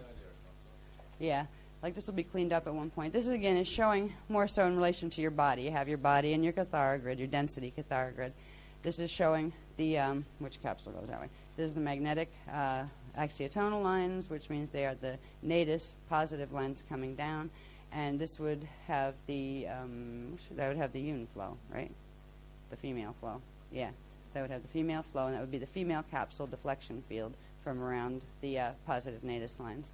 And that one's the other one, the upside down one, that's the electrical one. When you put these together, they form this. And again, the drawing's a bit rough. This one is our, this is the ethos. I'm not showing the Ka and the Tha clearly. You can't really see them real clear, but they're in there. See, there's the arc in there. This is the ethos, and this is the Eros that we mainly work with. When you bring those together, you're bringing the Ka and the Tha together as well. It's folding the thing out. But these guys over here correspond to the same setup in the parallel. So the parallel body in the echoloti has the same type of setup. Now what's interesting is that center area where you put the two of them together and it looks like an eyeball. You even have the pupil and the iris with the Sha and the Ra force. And then the flame body's around it. It's hard to see the shape quite as clear on this one. You could see it better on that other one where it didn't have all the axiom and meridian lines running. But that's known as the third eye of Ra. Then you have the right eye of Ra, which is the light cell of the PKA loti ethos light cell that's over here in their configuration. And this is the beginning of the matrodon configuration being reborn in the Veka system, because it's the same formation of light cells that the matrodon cell itself sets creation in the Eka in motion with. And this over here is the left eye of Ra. They've also been called, because of certain individuals' vanity in the universe, yes, the eyes of Horus, yeah. When they're used properly, you don't need to worry about these. They're not yours. They belong to your parallel. What you use is the third eye of Ra. That's yours. And as long as you mind your business and your parallel self minds its business, it all works just fine. But it's when you try to take this and do stuff with it and combine it with that in ways it doesn't belong combined that you end up with some very strange currents. And that's what basically has been done. When we talked about the Merkaba mechanics quite a while back in the Dance 4 program, and we talked about how they've tilted the Merkaba over here and the one in parallel so that they meet across the Ark of the Covenant gate system in an unnatural angle to form the beast machine. Well, that does some really strange things to these as well. It's twisting the natural relationships between them, not to mention locking the pillars so they can't expand and contract, which means they can't breathe. So I just thought it was interesting that, you know, if we can visualize this a little bit, that we have these, we're in these. These are closer than even the crystal capsules, right? You have them on each dimensional level, so they're inside you, but they also extend out beyond your body. So each dimensional level of yourself has a set of flame cells that are a reflection of the bigger ones above. You have a density set, and then you have the full crystal body sets that progressively go up in the 5 levels of the crystal body anatomy. So try to sense for a minute just the size of this. Try to get to just kind of push your consciousness out sideways, just to see if you can feel a parameter. Don't worry about the person sitting next to you. You know, just make it as if you're not next to anyone, so you just won't be aware. You won't pick up on their field. They won't pick up on yours. Because what you're wanting to do is find out if you can find the parameters right now of your capsules, because they are there. And it's interesting. Most people just don't think about looking for them. You can find the parameter of your field. Sometimes it'll be way out there. Other times it'll be like squashed up where you're actually walking like this because you feel like you're in a room that's too short. You know, and it's actually your field, right? That you've contracted it for some reason. You can learn to expand and contract the flame body and to use it for fascinating things. Like, for instance, you could actually get an accurate temperature reading by expanding your flame field out there. With a bit of practice, you could know what temperature it was. You could know what direction the wind was blowing. You could actually, if you got really good, have eyes anywhere on that sphere that you wanted, where you could actually see 360 without moving your head 5 miles away. So there are things that are natural to do. There are natural attributes of your biofields that you just probably never thought of before. Really neat things. Now, they tend to give you a bit of resistance, particularly if you have a soul that's really Christic and really, you know, that's important to it. If you're going to, like, go try to see what your neighbors are up to and you're being nosy or, you know, trying to do some damage or, you know, venting on somebody, it's not going to help you. You know, your feel is like, forget it. I'm going to make it so you can't even feel me. You know. But when you're being mature, your fields, actually, that's a part of your consciousness. It enjoys interacting with this part of your consciousness in that way. And you can do some really useful things as well. You can find things, like I'm going to go project over and drag her over by the hair. No, by the astral hair. Where are you? I'm worried about Lex because I haven't seen her. No. Is she all right? She is on her way. Good. Yeah, I just don't like it when dirty angels are about to have her. Oh, that's good. Yeah, I was a bit distracted by that because I don't like the company that's flying around in the air at the moment. You know? So anyway, we have a lot that we can do with our bodies and our flame bodies, but we're going to have that capacity expanded hugely once we're able to open the breathing tube. Because once we open the breathing tube, we can begin to consciously spin the top shields and the side shields on the chariot of fire. Which is, remember those the vortices, the stair-step vortices that come down through the shields, and there's also the set that comes over this way, the parallel light ones. We can learn to consciously feel where is our, and you can consciously request them to move. And you can do all sorts of neat things. Your flame body and your crystal body will actually teach you. It'll remind you how to use it, because there's a part of you that never forgot, the part that is that body. So it's an adventure when you start plugging this back in, or plugging your consciousness and your biology back in to your natural anatomy on the flame body level. One of the biggest things you can do to get out of your own way is to stop thinking of yourself in terms of being little powerless humans that are totally mutated. You might be taking on that disguise, but you took it on so you could clear it and get it out of the way so you could get on with business. And business is what you came here to do. And each one of you know exactly what that is. But I bet there's not a whole lot of you who remember that you know exactly what that is. I know. I remember in pieces too. You know, I get a chunk of it. Aha, yep, that was part of it too. Right? And it's usually during or after the fact. You know? As you walk through a drama and you find your fields doing certain things, like, you know, having strange things up at the Torah and Michaelmas. Whoops. It's like, yeah, that was part of it too, wasn't it? I didn't remember I was supposed to do that. But you have any knowledge that you're trying to find about yourself. What are my soul contracts? Do I have a soulmate here? All that stuff. You don't need to ask another person to find that for you, because it's in your fields. It's in your teliospheres. It's in your crystal body. If you've ever thought it, it's there in any lifetime. Interesting. A lot of memory records you got there. Imagine trying to download it into your cells here. Be like, feel like I do after a day like today, which is like, I have no brain. Mind wiped. Just a little bit gone. But you can start using this anatomy for very practical things or for exercise to start to play with it. If you ask for training in conscious Merkaba use, like so you can travel, if you would like to be able to get out of your body, don't go calling on an angel to help. Call on yourself. Say, all right, self, you can call the part of you that is the Laetore flame. You can call the part of you that's connected to the Laedore flame. You can call the part of you all the way up there that's the Adandra flame. Call on your flame self that's holding a part of your consciousness. All of that information that you could ever want. If you can think of the question, it has the answer. That part of yourself. And it's you. It's you as the Son of God. All right? S-U-N. If you remember that you're a son, you can extend your rays of light to any corner of any creation in the universe and touch the answer to the information you're looking for. So if we start to think big, most people here have mediocre lives because they choose to think small because nobody ever told them that they could think big, and actually their life would expand when they did. We spend so much time investing in what we don't want to manifest. There's hardly any time left to manifest what we'd like to see.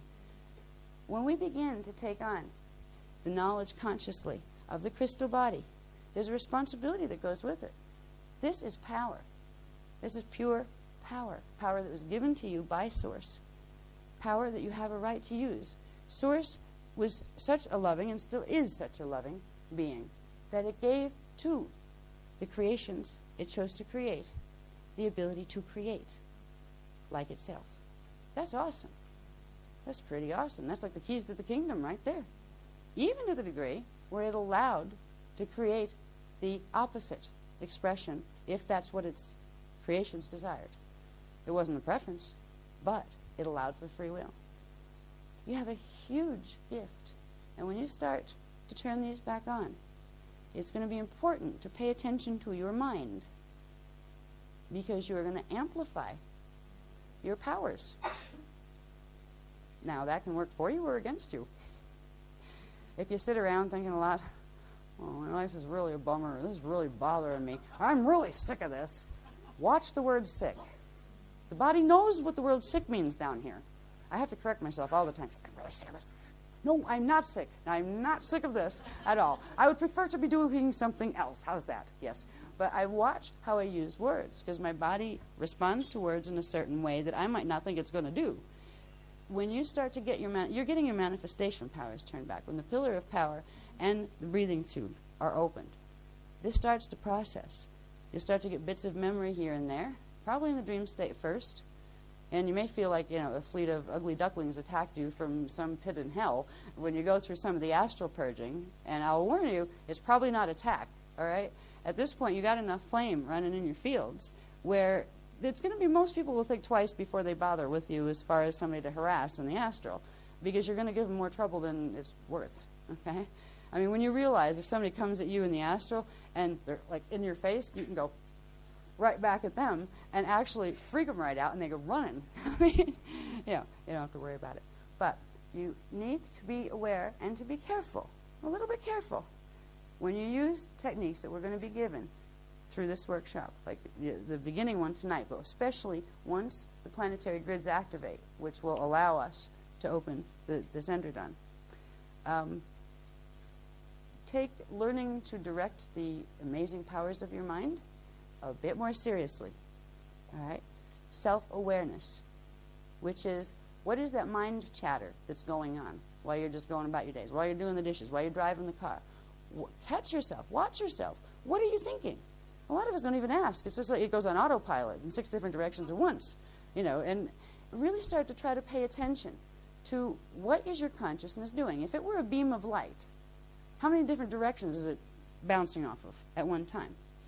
Now, if you want to manifest something, if you have it bouncing in 6 different directions, you're going to manifest 6 different pieces of 6 different things.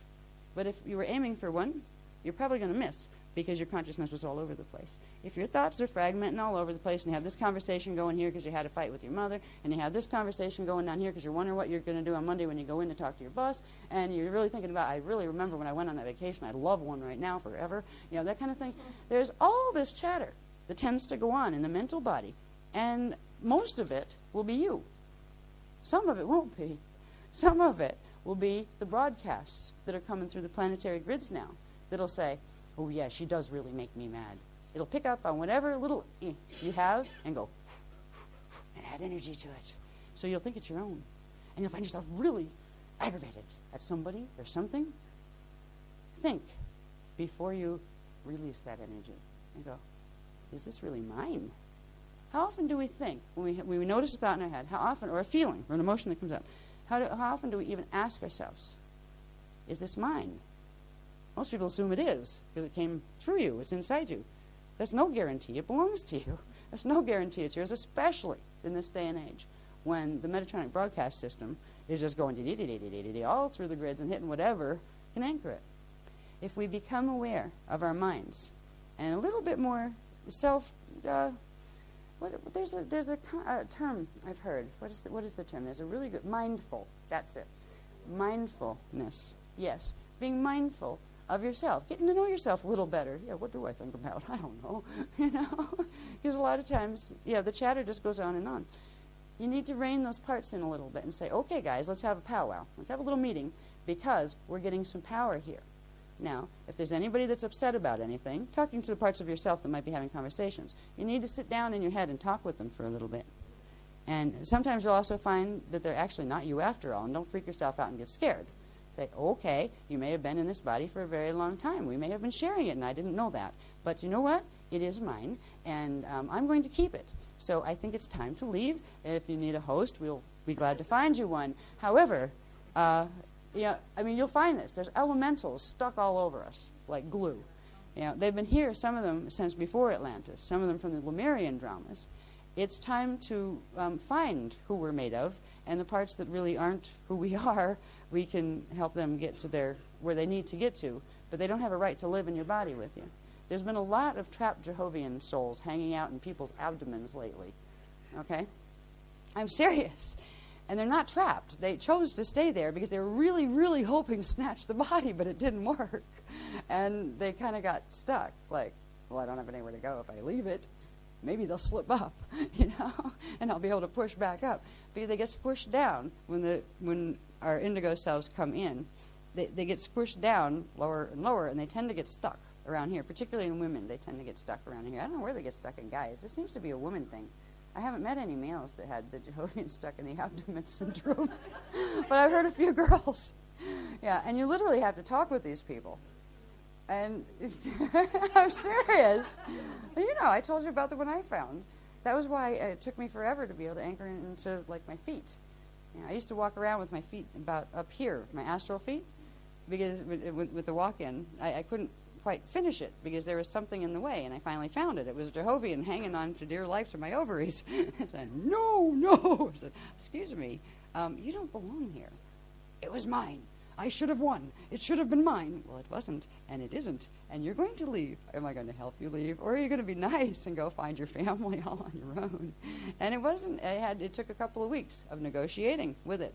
And I gave it a chance. I mean, it could have decided it was going to like grab an ovary and run with it. You know what I mean? So I figured, it's worth being a little peaceful here. But this is the time when this stuff is going to be coming into our awareness. We're up-leveling the subconscious mind. How else are you going to become conscious? You can't become conscious if all that stuff that's stuck down there in the D2 levels in your body cells is going to hang out there, and you're going to pretend it doesn't exist. It does exist. These are attachments, elemental attachments. You might find fairies, you might find trolls, you might find frogs. God knows what you'll find in there. You might find birds, bees, I mean, all sorts of the trees. I'm serious. They might come out as shadow forms.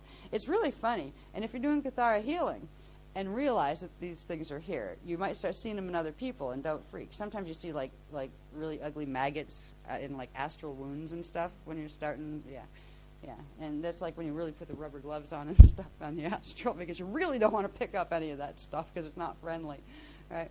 So these are the times when we're going to start to get more awareness of this kind of thing, that it is here. And it's not that, oh, these terrible things are happening. No, they've been happening all along. You just didn't know it. At least now you're becoming aware of stuff that needs to be cleaned up. It's a good time for cleaning up, and the best place to start is with what you're going to let yourself think about. Because if you get this power back, and you're having a bad day, you could really manifest yourself a worse one just by putting energy with the pillar, in your breathing. Once you open your pillar and you breathe, your pillar has its power, and you are giving your body and your mind and your emotional body back its power. Don't be afraid to do that. But if you're a little, what would I do if I got what would I do if I got instant manifestation abilities back?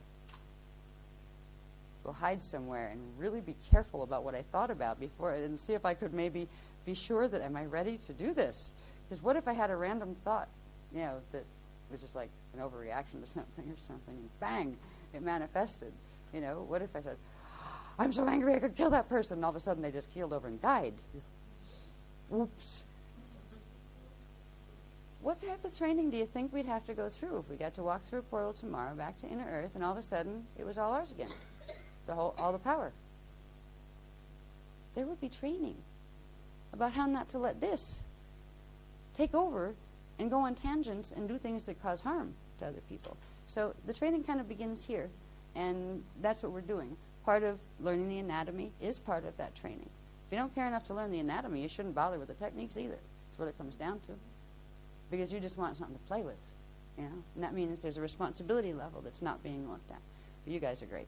So anyway, we'll get back to this. This is a wonderful group of people. I've not had people going in the audience yet. It's been a while since we've had any of those. What, sweetie? How many? Okay.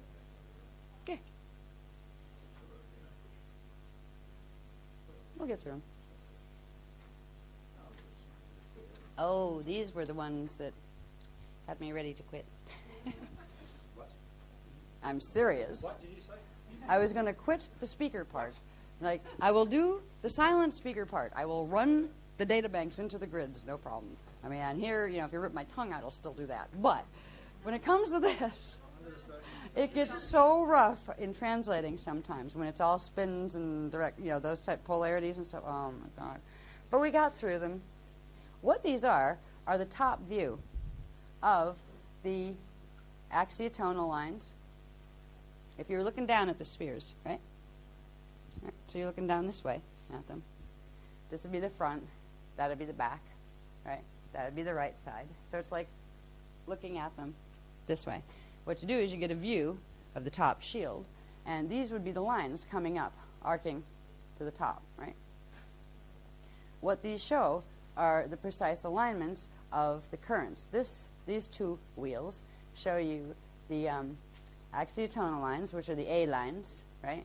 It shows you that this capsule is spinning counterclockwise. These little things show you that each of the lines is like a little pillar that's actually spinning counterclockwise. It shows you that it's a counterclockwise spin, which implies that it is a negative 11 2/3 frequency, and that's the ethos one, eros one, and it has a positive node, right? So these little charts are showing you all of the alignments, basically.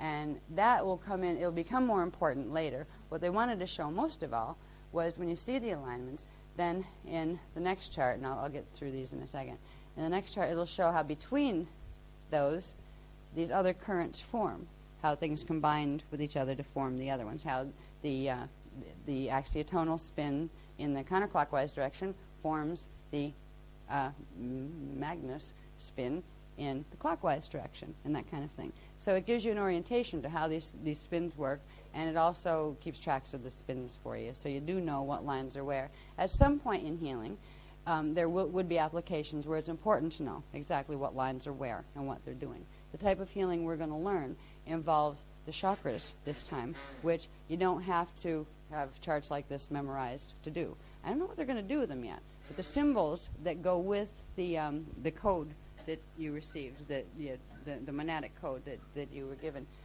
there are separate symbols that go with each of the chakras. There's 12 of the chakras, and they realign the chakras into their natural seals, which we'll get into toward the end of the program, where you see where they're supposed to be and how they're supposed to form, and they're actually off by a half step, most of them, at this point, because they've aligned them with the wrong seals. And it's the grid twist and the graviton vortex actually pull them into the wrong alignment. So they're running frequencies they shouldn't be running, at angles they shouldn't be running them. And the chakras bring energy directly into manifestation. They kind of interface between the spiral, the Rishite spiral, and the etheric atomic system of the lotus points and the Anyun flow and all of that. So if you mess up the chakras, you're going to mess up those other flows, which means you're going to mess up the atoms that come out on the other end. Right now, we're going to be able to use technologies. They call that code also the manifestation wheel, or the medicine wheel. There's going to be things they show us how to do with that as we go along, so hang on to those, because we are going to use them. They're going to grow. There's going to be more codes added to them, and at some point they're going to teach us how to use them in manifesting, not just for healing, but in manifesting. I mean, healing can take many forms. You may need healing in your bank account, that kind of stuff, and that's all right for the right reasons. There's no reason in hell why you're supposed to be here and suffer and drag yourself through misery and watch other people be happy around you, and you don't even have enough to have breakfast in the morning, that kind of stuff. That's just an old martyr program that's running. Now, you don't think me first. You think, how can I serve? Just, universe, please put me where it's best for me to serve. And, you may not get rich overnight. Heck, we were broke for years. But we were happy because we spent most of our time studying with the guardians. Most of our evenings were spent up and taking down transmission. So, anyway, you can do healing with that code and this system. You can reprogram with that code all of these lines, actually. And the way to do it is through the chakras, because the chakras connect to sets of these lines. Like there are cords that run from the chakras to and from the line sets. But the best way to reprogram something is to go and use the radon cells. If you can get something embedded into the radon cells, you put it right into the etheric body holding center. Once it releases into the pillar, it'll go through the whole system. It'll program the taliyas, and it will program, your hologram. So we actually have the ability to consciously choose our hologram much more than we realize. We're not going to get instant, I'm God fully now, and I can, make universes happen. Not yet. It'll be a while before we can do that. But that's how universes happen. That's how they're created. God thinks them into being. He doesn't, wave a magic wand, and it's the wand that has the power. No. And we were created in the image of God. It's our consciousness and the ability to think with the gift of free will and the apparatus of the Son of God crystal body that we have. That's it. We are created in the image of God.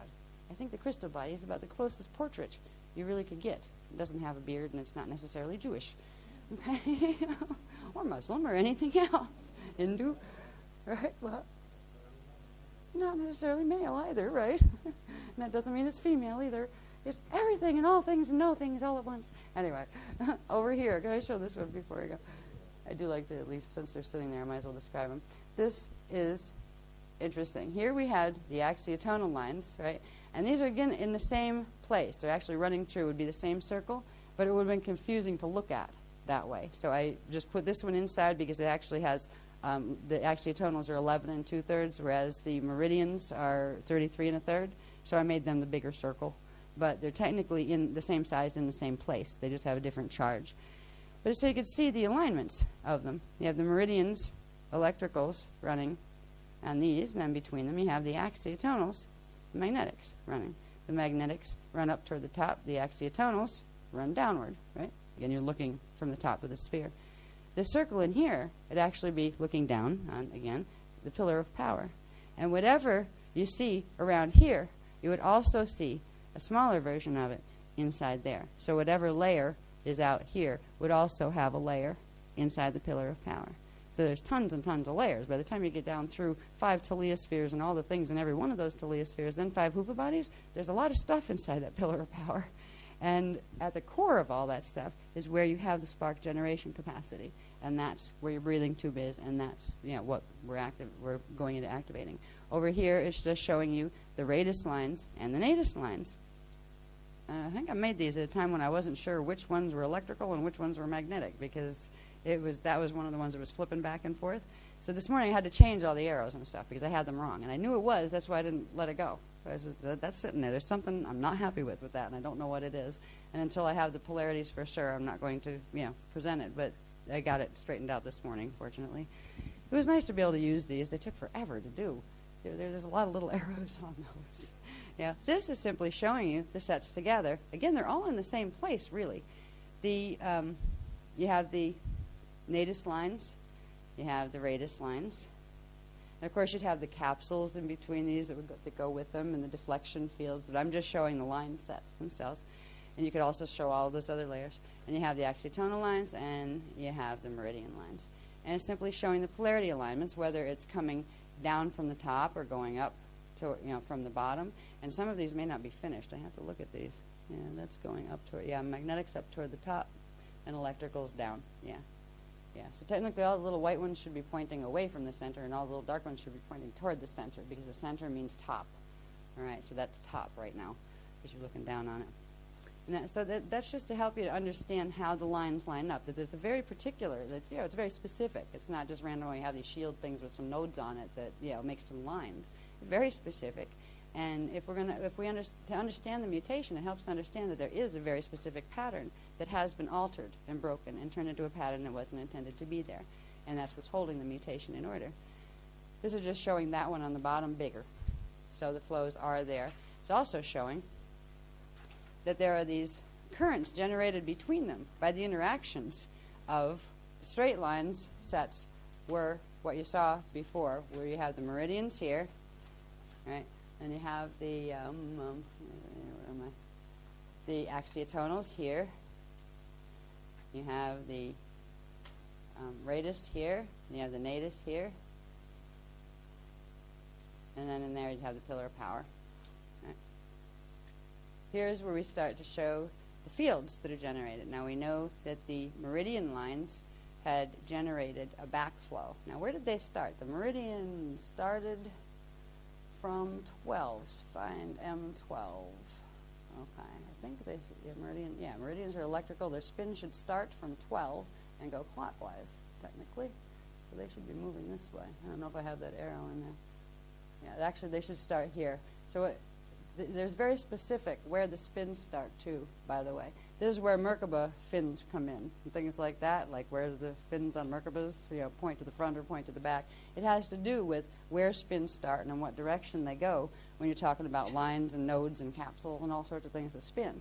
There is a front, there is a start point, and the magnetics tend to start at 6 and go counterclockwise, and the electricals tend to start at 12 and go clockwise. So you're dealing with the meridians here. The meridians are ethos, which is clockwise, positive. So they're going this way. They're actually going from here, though. I need to move that arrow. over here, because that's 12, but not 12 for the meridian. See, that's M12. So M12 is meridian 12, M1. These are back to the nodes that create the lines. So now in between the meridians, and these would be the axiotonals. And again, they're in the same place. So just by these two rubbing against each other, there's different currents that are made, where units from these pull toward units from these, and they create another current of units. You also have a backflow coming from each one that even if they weren't rubbing together, you'd still have from here, from 12, you'd have the meridians shield spinning this way, and it'd be generating a backflow current counterclockwise this way.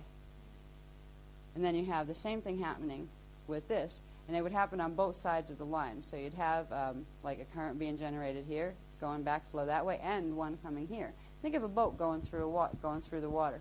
You know how for the point of the boat breaks the waves, where you get the backflow of the waves as the boat's moving through. Well, it's kind of the same effect, where through the field, the scalar field that the shield is moving through, as one current is moving one way, it is creating a backflow effect of two in the other. So these currents, the backflows, start to interact with each other and combine and form different types of flows, and then they create different types of flows. It gets very, very complex. What we have here, just some of them shown. This one, which one is that? All right, this one with the little circles is just the symbol I happened to use at the time because they were getting too many lines and hairy-looking things, so I figured circles. This one happens to be the 21 2/3 Manos. That current is called the Manos, and it's etheric atomic.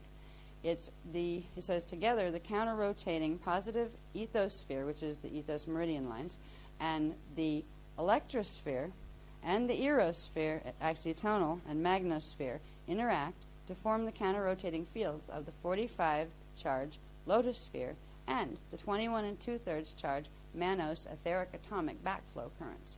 So these particular ones are called Manos, and when you subtract the 33 1/3 positive from 11 or you subtract the 11 2/3 negative from the 33 1/3 positive, you would get the 21 2/3, and it still have the charge of the stronger charge one. So the Manos current begins to circulate down, and that becomes one of the atomic ones, but it goes through the mixer of working through the natus lines and working through the pillar of power, and there's about 3 or 4 different things that happen, including being run through the Rushite spiral and into the chakra systems, where blending and bending and moving around the different currents and combining them with each other forms a whole set of different ones. And the whole set, the primary set, are the 15 rays, the atomic rays. But of course that implies there are 15 etheric rays as well. In fact, there are probably 15 ethos rays and 15 eros rays, I wouldn't doubt. We haven't got that far yet. That's just what I need. I'm sure they all have names too, as far as tonal signatures. This is to remind us about those transfiguration points.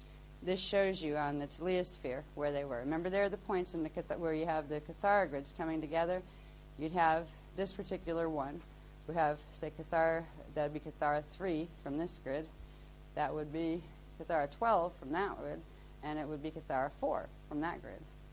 Okay? So they would be the Cathara centers, or the signet centers, from the teliosphere Cathara grids that form the transfiguration points. And they are the points that the heliopath lines, the radionic heliopath lines, angle through. They're also to go into and out of the crystal body and the more etheric body structures going down toward the center. They're also the points of energy through which the crystal body draws frequency from the magnos and the eros fields to form the crystal bodies. So these are points that change. They transfigure the type of energy. They take the energies that are characteristic of the outer fields, which we're learning a little bit about, are called pulsar plasma waves, and they transfigure them into things that are more closely resemble density currents until you get all the way down to the teliospheres that are closest, like the 8.5 and the 6.5 ones that are at the center, the smaller ones, where they would be downstepping it right down into the atomic 15 ray currents. That we know. But each one takes it down to an atomic level. So you'll have a bit of an atomic level. It may be up at D12 atomic level that would be created by those outer spheres as well. Just like the lotosphere that runs from D13 to D13. That creates the D13 primal light field. And there's actually two more above that get into the LOTA crystal body. They have to do with the D14 field and the D15 field. D15 is basically formed by when you expand out the 5 Hoover bodies. They actually expand out the ray currents, and it creates an interaction that creates the D15 ray frequencies. But there are other currents that come with the D14 and parallel D14 that plug directly into the LOTA, and that's why, like, the Merkabah seals are up at parallel 14 level. It's not just parallel. They're not just in the LOTAM. They actually go through to the LOTA. So this is just showing you, reminding you that these points exist and showing you what they look like on the sphere. I don't think anywhere else I actually outlined them, like circled them all to show you what they are. So that's there. There's going to be at some point they're going to show us some interesting stuff takes place there, because that implies a grid of some sort, doesn't it? It's this little zigzaggy grid that happens here, and it happens here, and here, on that level, and up there. So there's other things that happen there, and hopefully we don't have to know about them anytime soon, because I think we've got an awful lot of anatomy to deal with as it is. Most of these graphs are new ones. They're showing you the various parts. This is simply, showing your density 4 body in relation to your teliosphere and what would be your chariot of fire, your stair-step vortices and the parallel light stair-step vortices. This is also where the staff vortices would come through when you merge with the loti from PKA universe, when you become the LOTAM. So it says the embedded density 4 body of the lotus sphere, diamond sun crystal body. And that would imply, remember how we saw those when we saw that there's like bodies within bodies going down? So that's your biggest one. That's your like density 4 level guy. And then you have your ethos imprint that hangs upside down under your feet. Next one. I'm going to go through these rather quick so we get on to the important stuff that's going to require some real explaining as far as the phasing of the pillar and the matrodon. Okay. Now, this is just, again, showing you more about the PCM Lodi 5 radial body and 5 density body, Kathara body, light, sound, blueprint, morphogenetic fields. This is just showing you what I just explained on the other one. I said, remember, this has the 4 embedded grids within it, even on one density level. You have D1, 2, 3 Kathara grids, and then you have the density level Kathara grid. Well, it works the same way going up through the densities. You have density 1, density 2, density 3, density 4. And then you go up into the Kathara grids that go with the body levels, the etheric body levels. So you have 1, 2, 3, 4. These are showing the lineups of where what. I mean, each one of them has a 12, right? And each one of them has a 1 and all the spots in between. So if you start with the big one, the one that is part of the entire template, the one that runs from 13.5 to 13.5, you can find relative places on that grid as far as where other things come in. Now, those other things have Kathara grids that have their own numberings on them. But in this particular one, this shows you that at 11.5, which would be, see, it would be 11.5 on the big grid. You have 11, you have 12. Halfway between them is 11.5, right? 11.5, that's where you have the zendradon seal. 1.5, that where you have part of the zendradon seal. Part of the nadradon seal is at 1.5, and this is where that body would fit in relation to your large body Kathara grid that runs from the monadic blueprint, D13.5, 13.5. This would be your first Kathara grid expansion, the biggest one. So they all actually tuck in there at different levels that would be dimensional levels, or 0.5, which are Eka dimensional levels on this Kathara grid. So we have the 4.5 and 8.5 body, and these 0.5s become important because the 0.5s are running the etheric spectrum and the Eka etheric spectrum, basically. So when you have the 0.5 scale, you're dealing with either or both of the etherics or the ecolatorary spectrum, but up higher, the atomic spectrum, as opposed to the regular dimensional spectrum down here, the 15 rays, that would run with the Kathara centers, because remember, they're the dimensional programs. This becomes important with the chakras, because the chakras run at the 0.5 levels, which means there is, at somewhere toward the end of this chart back, a graph that begins showing you where the chakras actually are stationed in relation to the Kathara grid, which is something I've been curious about for a very long time. So how do they fit in there? I know we have charts showing the chakras, but now that everything's being aligned on the Kathara grids, which means everything should be aligned on the Kathara grids, where do these things fit? And they said, oh, they run the 0.5 spectrum. It took me a while to figure out what that was. And I said, here, do this. Oh, okay. So they had me do this, realizing that if this was D1, that was 1.5, where? Halfway between 1 and 2. Kind of common sense, actually. It just seemed complicated when I was first trying to explain it to myself. This one is showing those levels of the body. You have the D13.5 lotus sphere, which would be the outer circle, and that's inside of the crystal body structures, right? Then you'd have the D13 monad, right? Then you'd have the 12.5 logosphere that runs 12.5 to 0.5. There's a 0.5 seal, and 12.5 would be up here. So that would be the etheric blueprint for the D12 rayon field. All right? This is where you get your radial body fields. These 0.5 scales are the etheric blueprints. They're the blueprint levels for the fields that manifest in terms of our 15 rays, which would be the Torre rays on them. So we have the D13.5 lotus sphere is the blueprint for the D13 monad. The D12.5 to 0.5 logosphere, which is this one, is the blueprint for the D12 rayon field. The D8.5 to 4.5 ovosphere here is the blueprint for the D8 to D5, that should be 5, Miage field that we've talked about before in the radio body training. And the D11.5 to 1.5 photosphere is the blueprint for the D11 to D2 Tryon field, Tryon light field. Now, the D6.5 to 11.5, here's where we start to get the smaller ones that actually come out of the 6.5, what's called the ethradon. This is the one that expands into, you have 1, 2, 3, 4, 5. All right? This is where you get your ka and your ra and your tha and your ethos and your eros and that sha that's hidden behind the center one. So these are the 6.5 to 11.5 is actually the blueprint for the beta huva body, right? The density 3 body, right? The 11.5 to Eka 0.5 is the Maharahuva blueprint. So each of these would be the blueprints for the 5 Huva bodies that we've talked about forever. Right. Down here, 1.5, 0.5, the Rajahuva. The Rajahuva blueprint is actually down low, even though we tend to show the Rajahuva body up here. The template for it is down here. It's the D15, the one that goes down into D13, 14, and 15.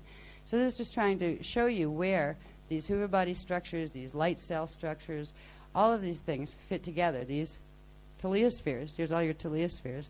And if you take the one large density Kathara, even if you put it in relation to your density Kathara grid, that you would fit into this way, right? This would be the one big one around you. Then there'd be another one still around you, right? Still around your body. Then they're coming in, they're moving in. This one would be tighter around your body. This one would be actually running through your body, and your legs would be sticking out of it. And this one would be inside of you. So it's showing you the smaller bodies. The last one, the Hovosphere, is actually inside you. And you're kind of inside it, and it's inside you simultaneously on the density level.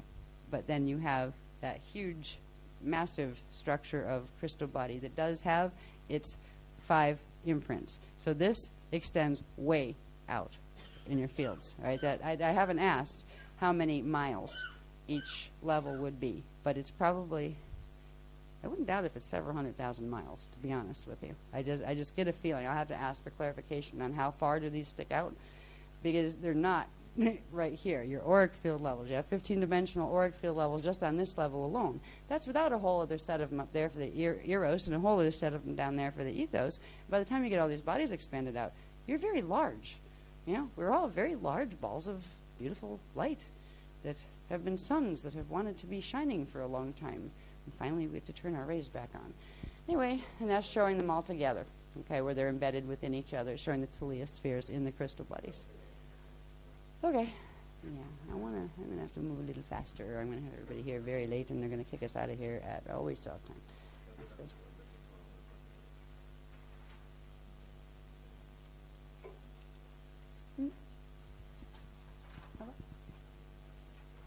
Can't move fast yet. Okay.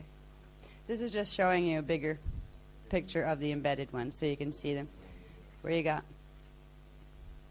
this little one here. You have 1, 2, 3, 4, 5. They're basically your 5 bodies, and there's actually 8, where there'd be 3 more when you go up into the echolera. There's this you could call it a flame. It's sort of flame body, but it's part flame body of the lodum, but it's part flame body of the echolota as well.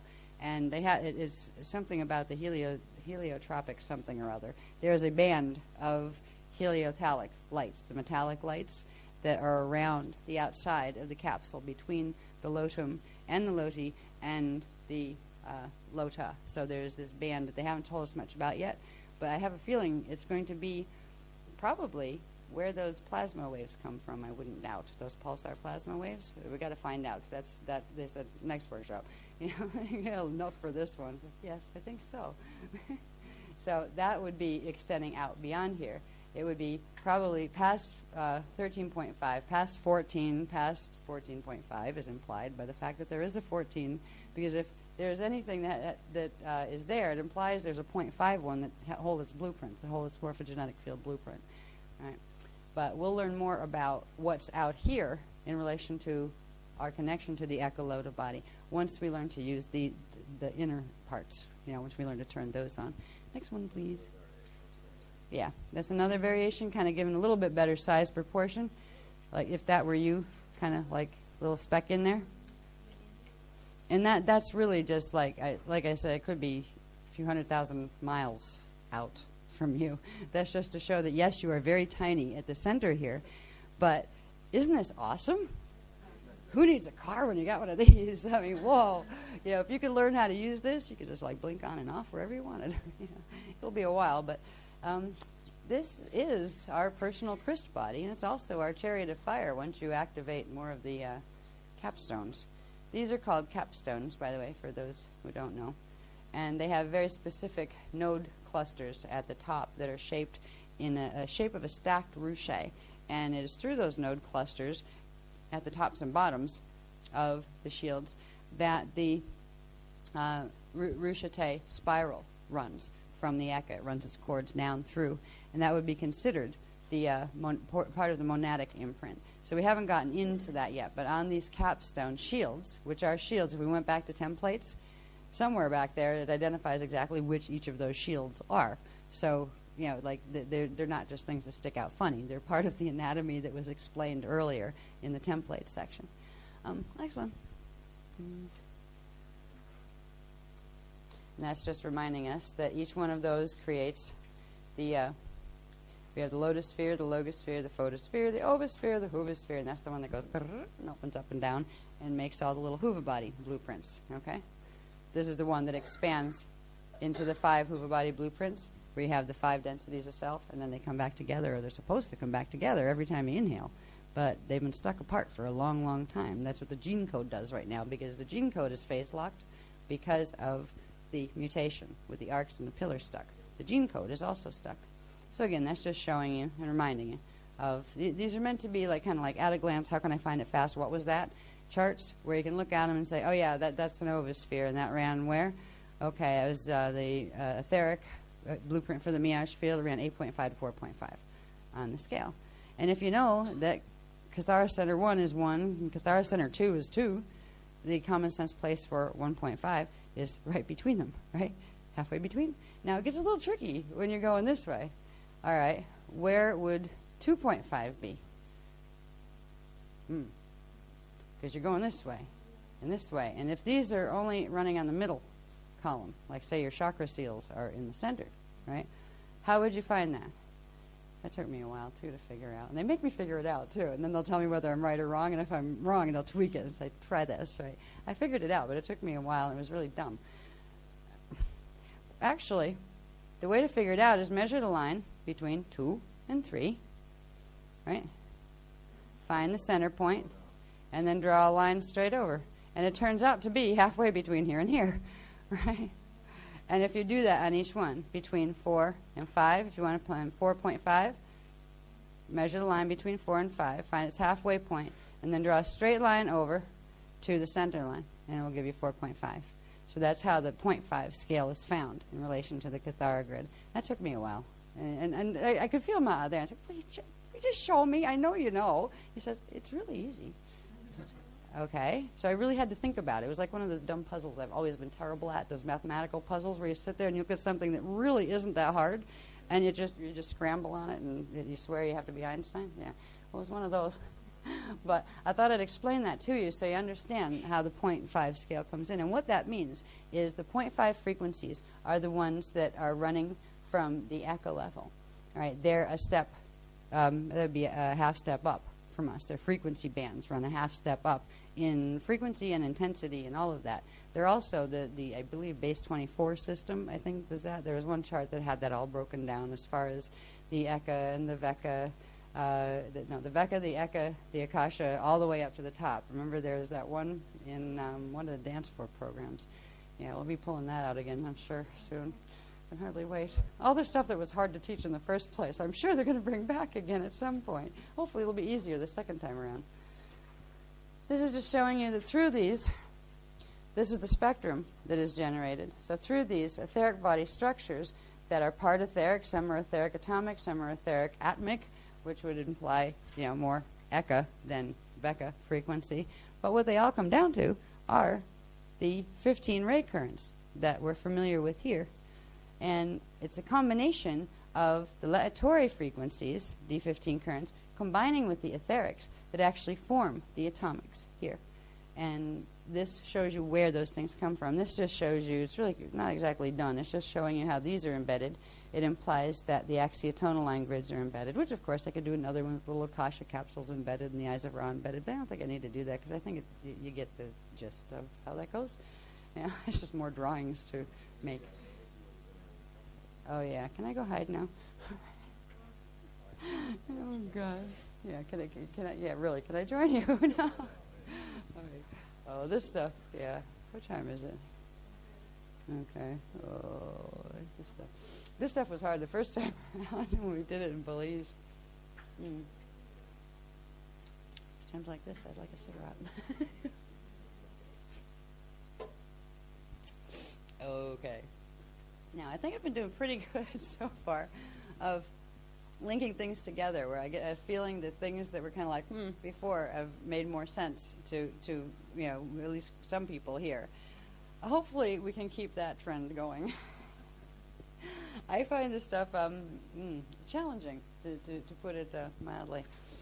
Of course, it has to do with flames, and flames breaking down to form smaller flames, and those breaking down to form smaller things, and numerous seed atoms and cells and all sorts of things flying around up in the Eka out there. And when you're tired, it's a bit challenging to try to describe it. But I will try. Now, this is the infamous zendradon cell. Okay? This is enlarged hugely. It's actually at the center of the Eka base shield. Now remember, the Eka base shield is the Yanesa 15-cell seed atom. So in the center of its first cell, in the center of its 13th pillar, you would find the zendradon, which is a set of radiation units that form a specific configuration. There's actually 7 of them. 1, 2, 3, 4, 5. The hidden one behind it, 6, 7. All right. So these are the 7 cells of the zendradon. The cells are zendradon.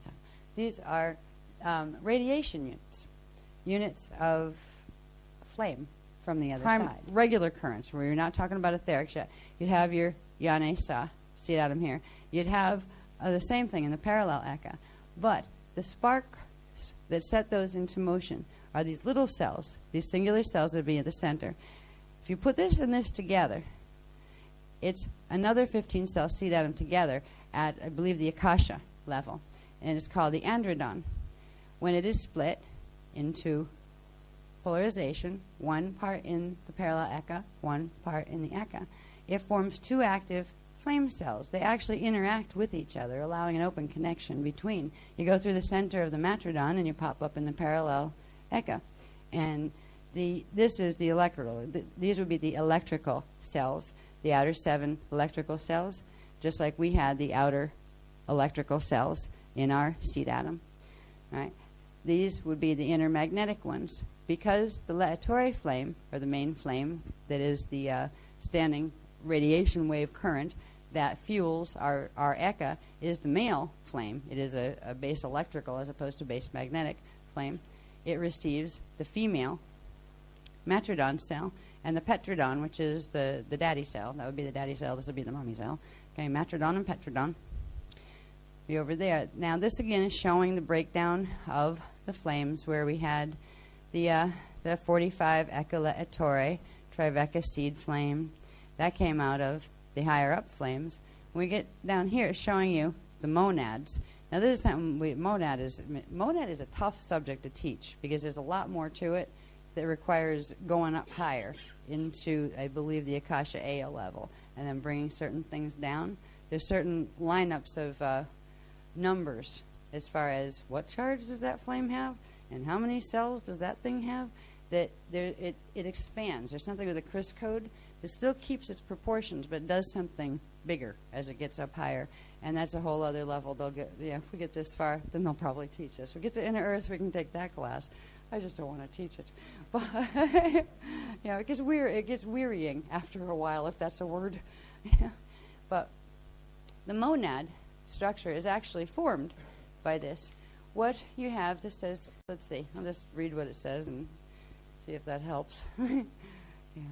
Okay. The male Akasha, the matrodon, mother, electrical, first cell set of our echoloda.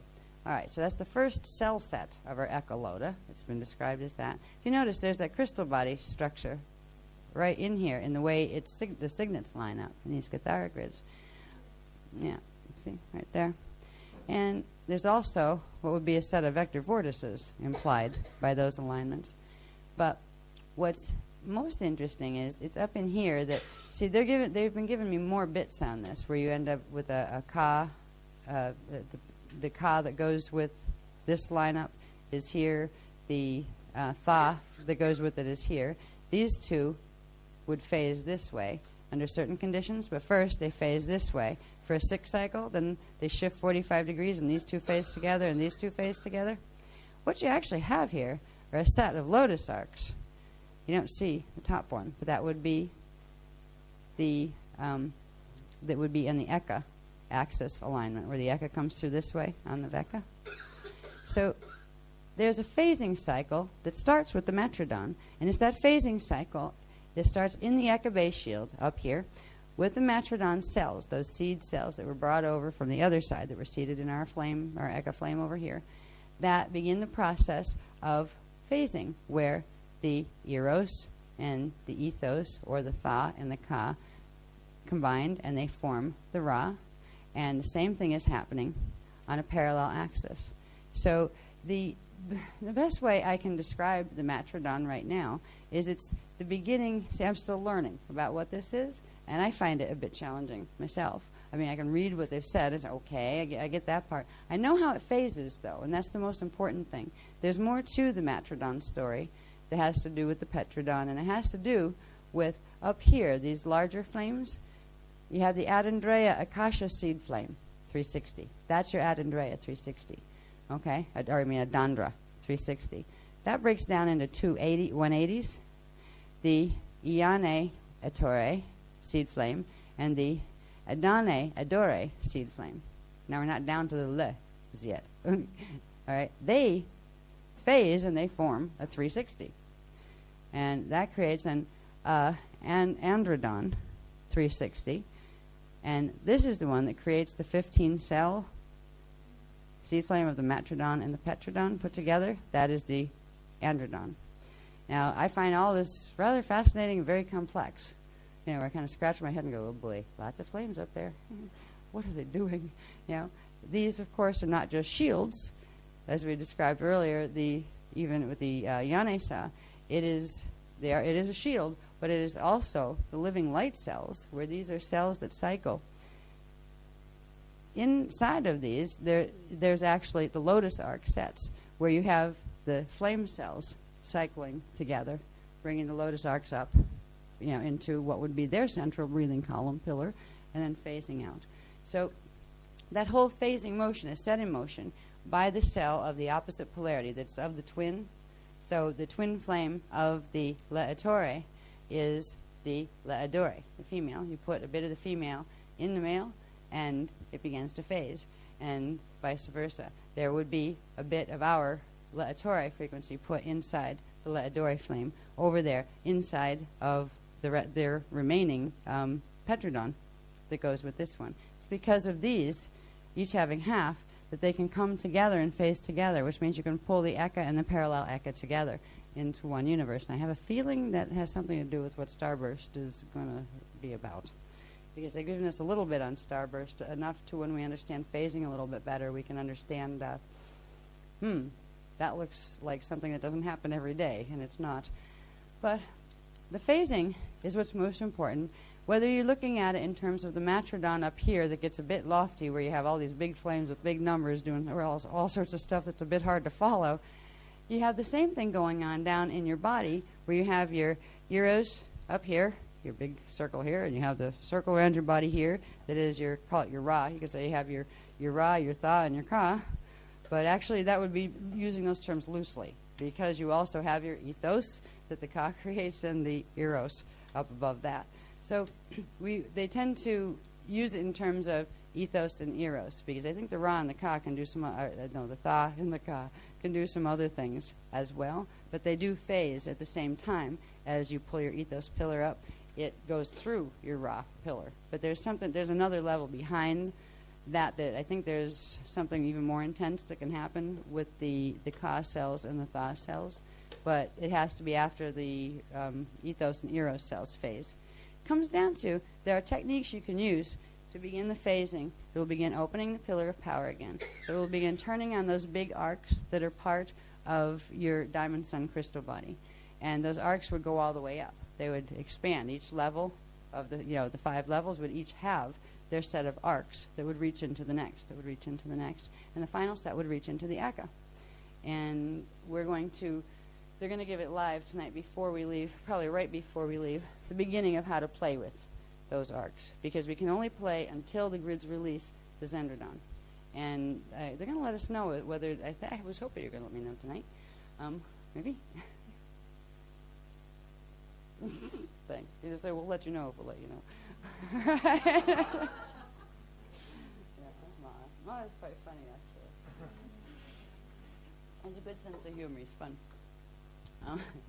So this is up there in the lofty land of the Eka, where I tend to get lost playing with flames and figuring out who gave birth to who up there.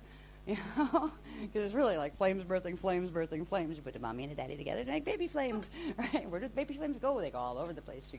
You get these guys first, and you have your Ka, your Tha, and your Ra, and your Sha, and then you got other guys that form from those phasing, and it gets a little out there. It's like a zoo of flames.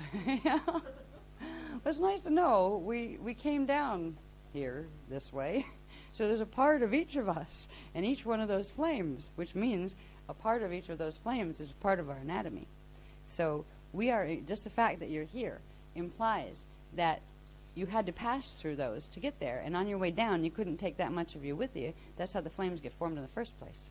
They're collections of consciousness that came in to form universes and systems, because you can't take it all with you. It's like a plane that's too small when you come down here. You have to leave some stuff at home. You can't fit your whole household into the carry-on. And you kind of leave parts of yourself up in those frequency bands. And part of yourself is part of the matrodon. Part of yourself is part of this. But primarily, part of ourselves, we pass through the flames, and that's where we leave a lot of our consciousness. So these flames are flames of consciousness, conscious awareness expressing in the form of electromagnetic energy. And that's just because that is the form that is the convenient form for manifestation. It is the form that works for manifestation if you want to experience manifest hologram. And there are other states of being way up there past the stairway to heaven that are beyond that, beyond light, beyond sound, beyond thought as we know it, beyond sensation as we can fathom it, actually.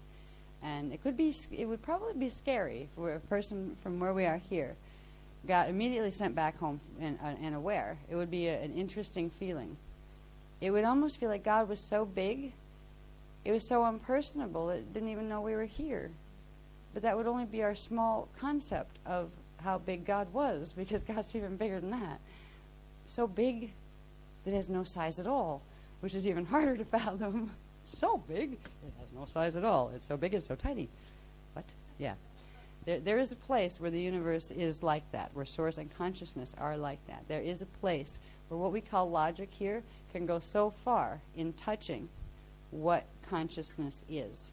And there is a place where words don't work anymore, where linear thought form doesn't work anymore, where the only thing that is real is direct cognition of all time and all space, as illusion, but as real, all at the same time. It is a state you can hold some of in your body, particularly when you activate crystal body. But there are states in that space. But when you bring somebody who's holding those states into places like this, it tends to be a very bizarre experience for both you and them. Because this is like, oh, forgot it was like that, actually. Because it's very different when you're spaced out like that and just everything's bliss. Right? And you come to a place like this where there's sensation. And, oh, I walked in front of that car and I got flattened and I felt sensation and that wasn't pleasant. You know, that kind of thing. Where there's this like lack of emotional thing that would be experienced if you met someone from those levels. They would seem to be very unemotional. But they're not. They experience what we call emotion in a much different way. Where, kind of like Source does, where everything is beautiful and allowed and part of the game. And there is no such thing as fear. And there is no such thing, really, as good guys and bad guys. There are those who are joyously filling the original intention of Source, which was for a loving eternal life matrix, and there are those who chose the option of opposite expression. And there's no difference, scarily, between the love Source has for either. They're both loved. The same. So that means you don't get extra points for being good. Except you get a much more pleasant experience all along the way. And you get hugely appreciated. But the love is a condition that was given as part of the original gift, regardless of what was chosen to do with the gift, which is kind of nice. And it's a place we can evolve to. Once we get up into these spaces, that's when we can think about those things a bit more. Thinking about love is good here, and about being non-judgmental but still firm and assertive when necessary, that kind of thing. That's the lessons that we're having here. But when we get into these areas of the Eka, of the Metrodon, there's some very interesting lessons of a very broad, much broader level of consciousness. And the little emotional patterns that we get used to down here, they go away. And there's just things that worry you down here that they just go away. And they're not worrisome. And you have to actually remind yourself that, oh yeah, there was a time when that could have upset me. So if somebody's getting upset, you can find compassion and realize, oh yeah, that makes sense to some part of me. You know. But there is an evolution that as you bring these higher states of consciousness in, you may begin to feel all of a sudden something that, like I said, might have moved you one way or another, good, bad, or awful, or in between. A year ago, all of a sudden, it just doesn't faze you. It's okay. But it's like there's an indifferent type feeling. It's not a part of me anymore. Yeah.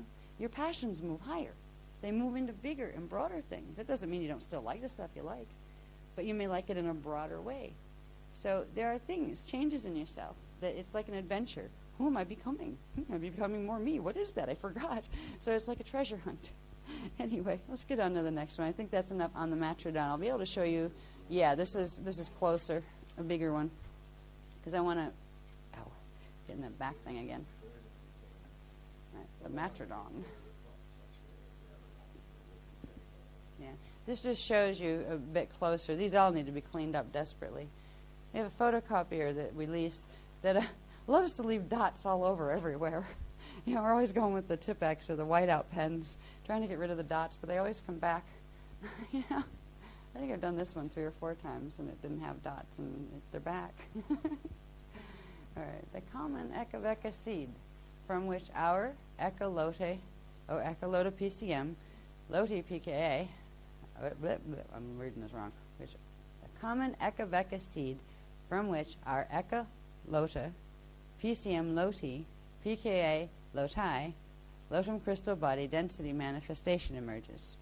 So, this is the common seed that all of those things, all of the three, the Eka, Lota, the PCM Loti, I always get that one wrong, PCM Loti and the PCM Loti and PKA Loti, there we go.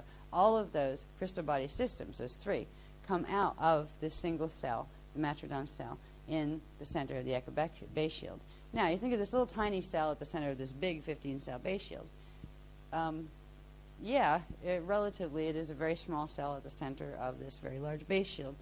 And that base shield is very, very large. If you think how many of those massive crystal bodies might be down here. Think of all the people on the planet. Think of all the people that have been on the planet, say, in the last 25,556 years. Think of all the other things that we don't know that are floating around in those things because we just don't see them every day. If those things are that big, our own are a couple 100,000 miles, let's say, across, how big might this be? It holds universes. These are light cells. They're living light cells, orbs of light that are connected because they're like akasha flame shapes. They're connected at the center point, and they phase through each other, and they spark when they phase. They create a pillar of power between them, one this way and one this way. And after they generate, after 6 cycles of contracting and expanding, actually expanding first, then contracting. It starts out as a single point, and then it exhales. That's why exhale starts the count, right? Exhale 1, inhale 1, exhale 2, inhale 2, up to 6, and that's when this shifts 45 degrees, and these start to phase together, going into what's called first the anathalia, and then the ethanathalia state, and same time these guys do that. And these actually are like lotus arcs that phase together, and then close up into the center and do I don't know what this does up there actually, but what we do down here when our bodies do these, there are various options. Once we do our 6 cycles, and every time we breathe 6 times, there's supposed to be sparking that happens in the central column, and those sparks accrete, and after I believe it's at least one set of 12, but I think it takes a couple of sets of 12 before there's enough spark generated in the pillar to create the shift. So there are sets of 6 cycles of breath that literally generate sparks in the pillar of power, and after 6 cycles, there's enough sparks generated to allow the shift of the ethos with its own eros, because in our crystal bodies, in our etheric bodies, in our light cells that are structured just like this. Okay, if this is the matrodon up in the eka, our etheric body structure, the cells of our own bodies, are like this, where we are in the center of one of these crystals. If we look at that crystal as our biggest crystal body, let's say, right, the lotus sphere, these would be very large light cells that phase and create a very large pillar around us, not just running through the center of us. That pillar would come down into each little dimension level until it was a small pillar inside as well. But it would also be this massive pillar that's formed by the parameters of the light cells. And it would be a column of energy. And that's precisely what we have. This is showing how the matrodon, way up there as the imprint in the eka base shield, begins the process. It sets the pattern for the phasing of units of radiation, of units of consciousness that allows for it. And those, again, are sparks of the flame, let's say. You have your standing flames, and these are like junior flames, sparks, that are put together in clusters of 7 or 8. There's actually an 8th one. It would be considered actually the laetore flame that the 7 are put inside of.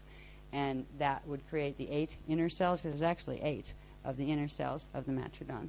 But one of them is the laetore flame that they're set into. So, as far as I understand it anyway, I'm doing my best to explain this stuff, and believe me, there's a lot more on this. There are tomes on monad, because this gets into some very, very sophisticated electronic stuff as far as creating universes and things. And I don't think we need that training right now, so we're probably not going to get those books yet. And if we do, please give them to somebody else to translate. It's a bit much. So that gives you an idea of what phasing is. And I have some diagrams as we move along that will show you with your body in there. So you bring it down to earth, okay? This is the big part out there in the eka that you're connected to. Okay, what do we have here? There's just another one that's showing, again, the crystal body structure that forms around it, that forms within it. Okay. We have to write Metrodon, logos, photos, radiation matrices, and the motor. Oh no, I'm not even going to touch Moda Idhure tonight. Oh no. Yeah, I'm just talking to myself a little bit there. You can read this in your copies of this. I'm not going to even try to do Moda Idhure tonight because there are pieces to the information on the Moda Idhure. Basically, it is a series of sparks that are set into the grids. I mean, for the Eka level, they come from the Akasha level. From the Lotum level, the Veka level, they would come from the Eka. But they are a system of male and female sparks. They're not the big flames, but they work with the radon cells in some sort of way in the central vertical column, and they actually modulate the polarities of everything from the spiral to the phasing rhythms of the flame. There's a lot more to the Moda Idhure than they've given us so far. And I always feel frustrated trying to explain it because I can feel that there's this huge gap in my understanding because I haven't given that yet. And I know it's in certain books. It will come with certain things, and I'm not sure where. But they're kind of like letting us know at least Moda Idhure means male within the female, female within the male, actually. So it's the beginning of understanding the polarities, which is everything to do with the flame cells, their polarity interactions that allow for phasing, because it is the polarity charge that allows for the phasing, the attraction and repelling of each other. It's kind of like life down here in the dating game.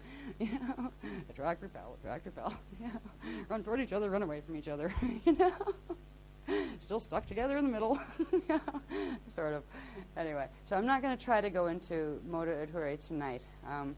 There's something I'm waiting for on that, and I'm not sure what it is. I'll read this, but I'm not going to elaborate I'll just read it. I'm not going to elaborate.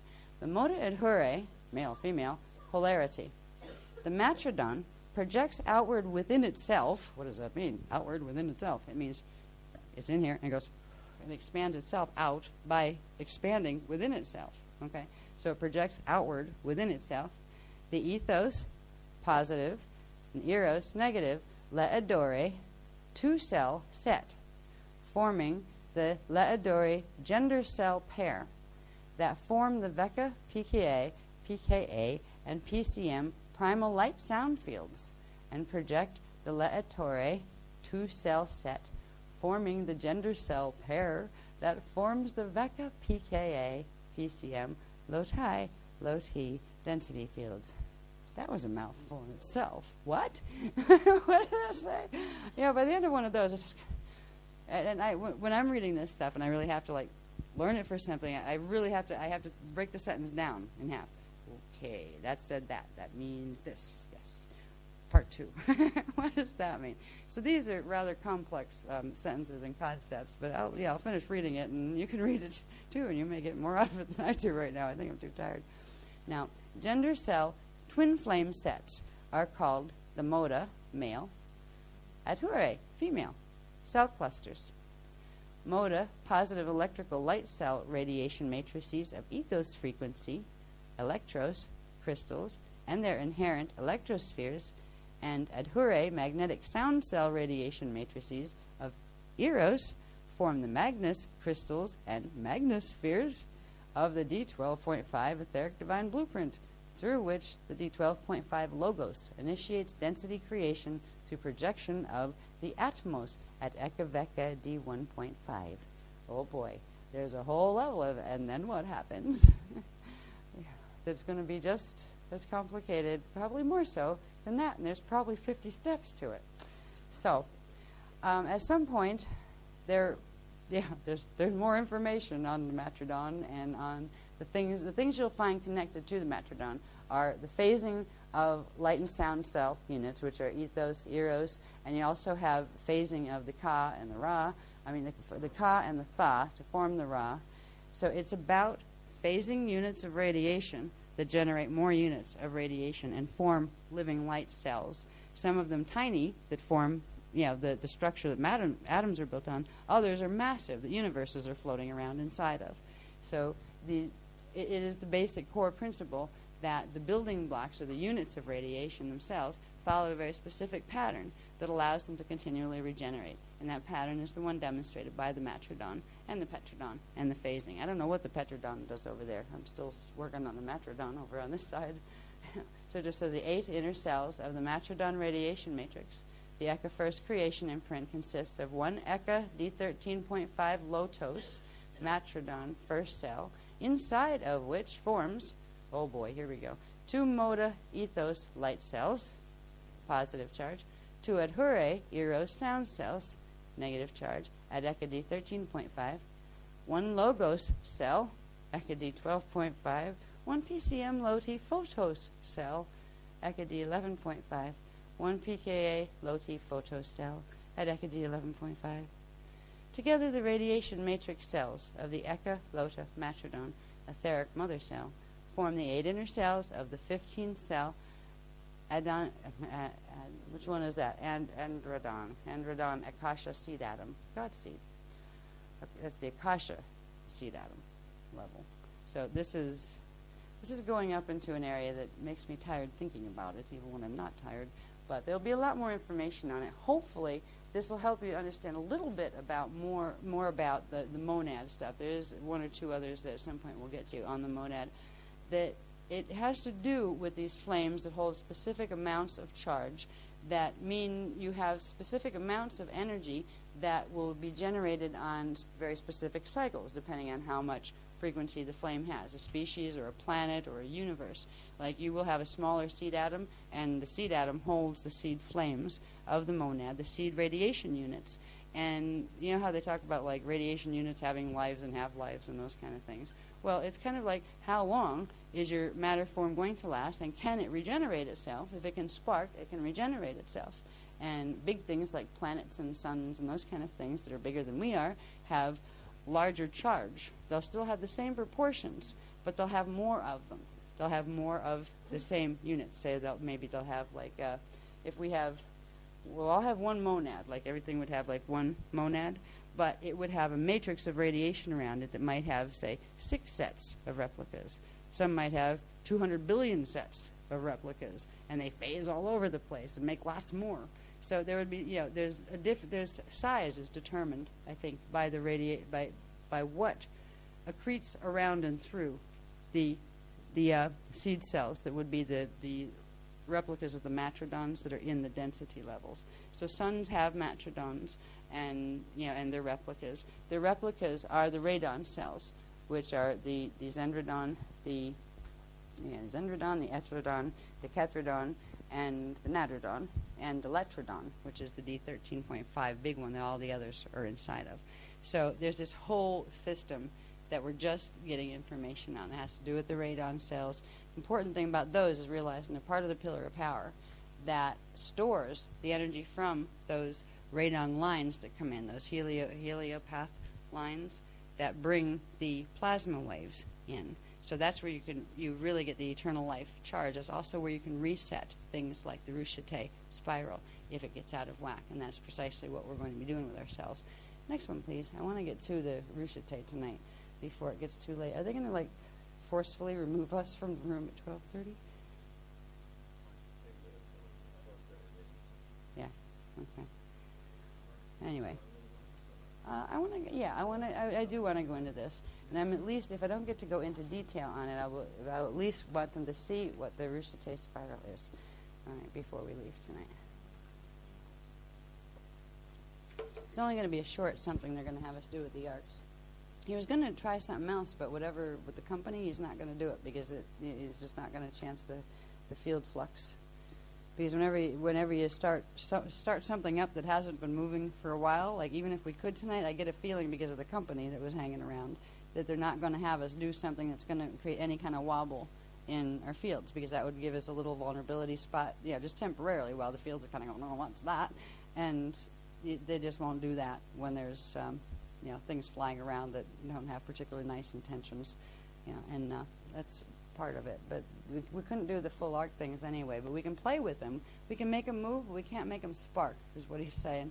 There's a certain thing that they do that the arcs themselves will spark when they move, but they won't spark until the zendradon is released. So we're going to begin to learn how to spark those, but that's going to be right before we leave. What I really want to get to, if I ever get through this series, I remember going through this series this morning, and I don't know how far away I am from them. How far away? Oh, we're all through those. Let me see. Yeah, I want to definitely make sure. I could do these after the fact, as long as we get to the fact. Okay. Because they're like okay, but they're not as important as the other ones. I know. They're showing it from every direction. The Chariot of Fire one has some interesting stuff on it, and that it's the next set, right? There should, yeah, I want to see. Okay. Anyway, beginning. What's the next one after that? Because Pillar of Power. That one. Yes. Yeah. Well, I'll stick that up briefly. Yeah, I'll stick them up briefly. They give information on the ethos and stuff. Now, if we bring the concept of phasing light cells down to earth a little bit and down to our personal anatomies, instead of being way up there getting lost among many monads and flames and things up in the Eka base shield, what it comes down to is you have your, here, look at it this way. If this is the PCM Cathara grid, be it your density one or your 4 density one, be it your crystal body one that's the biggest one, or even your small density one, it implies that there's an eros and it implies that there's an ethos. Now, they actually are created in the cycling of the matrodon. The way the matrodon up in the Eka base shield cycles is it projects out at 45 degrees from itself its first 2 light cells. So one goes this way, one goes that way. That's how the parallel ends up with having our eros over here. Our eros gets projected. If this is where our let's say our ethradon is, the center flame in our azure, and it's not the only flame, it's not the full seed atom flame, but let's say it's a replica of the matrodon, but on a smaller level, it begins phasing by projecting out at 90 degrees from itself the polarity flames, the ethos and the eros. Now the particle one that runs, antiparticle one that runs this way, where its top would be over here, that's this guy, it does the same thing, and it ends up with one up here and one up here. It projects one, I believe, over this way and one up, where ours projects one down and one over that way. And that creates the first 1, 2, 3, 4, 5 cells. Now, these start to phase, and it generates another cell. There's actually another cell behind this that's in the parallel, and it does connect you here to the parallel self here on this side of the Eka. But when you take this up to the matrodon level in the Eka base shield, there would actually be another cell behind this that is in the parallel Eka. It's like an open door between the 2 places, between the 2 stations of creation that are linked right through the center of the cell, just like we're linked to parallel, to our parallel selves, to the parallel universe, to parallel Earth. All right. Now, the phasing begins is these simply, this one moves down and this one moves up. But they don't all happen at once. There's a process of where the ethos comes up and down and up and down. It does it 6 times. Now, your breathing cycle might be much shorter than the planet's breathing cycle. It might take, the cycle. And I haven't broken the cycles down into how long is a simple 6-breath cycle in planetary terms. There is a level of this that plugs into that and gets into the time waves and that kind of thing. And our own breathing rhythms are actually a smaller reflection of it. But I don't know, they haven't given me the linking on how to put the time waves into it yet, just to know that it's there and eventually that training is coming. But the phasing of the light cells is the process of the ethos coming up, and it's the ethos runs upside down. So it's one Cathara center is here, and it has its, if you look at it this way, you look at it right side up, it has its 12, and these would actually be reversed if it was right side up, but the 3, 6, and 9 are still on the same side as the PCM 3, 6, and 9 when you're looking at it upside down. This gets absolutely wacky when you put Merkabas into it. Now, each Cathara grid implies a Merkaba, even if you're dealing with huge light cells or tiny little atom light cells, and the ethos grid is upside down. So it actually has a top clockwise and a bottom counterclockwise, but that makes it look like the top is magnetic and counterclockwise because its number 1 is up here, and that's its bottom. It gets even wackier when you'll see this on, I think it's the next diagram, when you have each of them doing something similar where they're kind of like meeting bottoms to the middle kind of thing. So what is spinning in what direction? Fortunately, we don't have to track it by the Merkaba. All right. There is a sheet that broke that down. I remember doing that one too and thinking, I think I'm going insane with detail. It really is beginning to drive me over the edge. But we'd had charts from the dance for programs when we got into Merkabas and the gender polarities of the smaller Merkabas inside the density ones. And they were the key to understanding, really, the proportions of male or frequency or magnetic frequency compared to female frequency in the ethos and the eros. So there is sheets following this in your chart packs that show a little bit of that. We've learned an awful lot in the last 2 months with this stuff. Just a huge amount of stuff. It's been like duck. It was one of those, can I hide under the table, and just pick it up off the floor once a year because it's coming in. It's hot and hard, a lot of stuff here. But the pillar of power. This is where we get where they started teaching us about the pillar of power. And what's interesting is it forms. Now these I've showed them separate. They don't go that far apart. The catharogrids the ethos will pull up only to where it's 12 and R12 are at the same spot. And with the ethos only until the ones and ones meet. It doesn't break off and go flying someplace else. It's just they stay together. And that's just to show you the separate, when you first start to get used to pillar of power. So you can see that they're separate catharogrids. And they have specific numberings, way their numberings, and specific places where their tops and bottoms are, which becomes important too as far as Merkaba spins and what's plugging into what. I really wonder where they're going to go with teaching us all this at some point. If it gets any harder, I think I'm going to quit. I'm going to quit putting it on. Not quit talking to you. I'll be glad to talk to you forever with anything they can get across to me. But when it comes to putting stuff on paper, and these diagrams aren't getting any easier. They're getting more sophisticated every time we do a set of them. And it's getting to be where I just lock myself in a temple for 6 months at a time just to get something done because it's relentless. But I don't foresee quitting anytime soon because I think they've given us enough here to last a while. But this is another way to look at the same thing, the pillar of power. It's not showing the crossbar. That would be the pillar of power for the parallel side of our Vecca, right? All right, so it's actually running through. So you have this pillar phasing this way, and behind that, these points sticking out here, they are the pKa top and bottom of their density grid, right? Just like this is our top and bottom of our density grid. And their pillar phases this way, where it phases to the center this way, and ours phases this way. It also means our rod phases, because our rod and their staff are in the same place. So there's this neat phasing that takes place between both. But it's easier to work with just your staff pillar, because that's where you're generating your power currents, is in the staff pillar, just like the parallel is in its staff. So it's easiest to begin learning about it through working with the vertical expansion and contraction. Now, this up here is just showing you where the lotus points fit on a Cathara grid and where they fit in relation to the pillar of power. When these positions were found, as far as where these levels of the pillar are, by taking the Cathara grid that had the embedded Cathara grid, say it was the density one, there was then the D3 one, and the D2 one, and the D1 one. The lotus points interface between the dimension levels of the pillar of power and the density levels. And they also interface directly between the etherics, which means the etherics have a set of these two.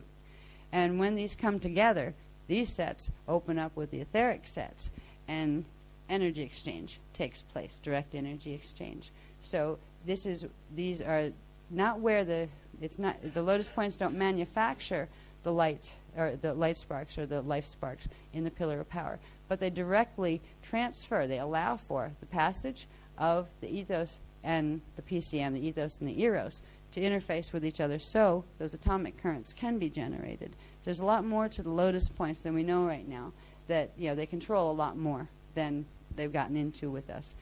But for now, if we can understand that the lotus points interface that the 24 that we use interface directly with this inner pillar of power that is this phasing pillar, which the light cells of the ethos, the eros, and our density bodies are supposed to continually do every time we breathe. They should expand and contract.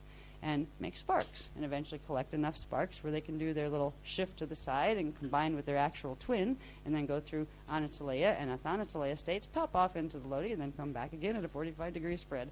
Anyway, that went a little fast on that. There's some diagrams that will show a little bit more of that. What am I doing on time? 25. Okay, still have some time. My back holds out. Okay, I'm not going to go heavy into these explanations. I'll just show you that they're there. You can read them as well as I can. Because what I want to do most is get us to the Ruchete spiral. I want you to see what that is.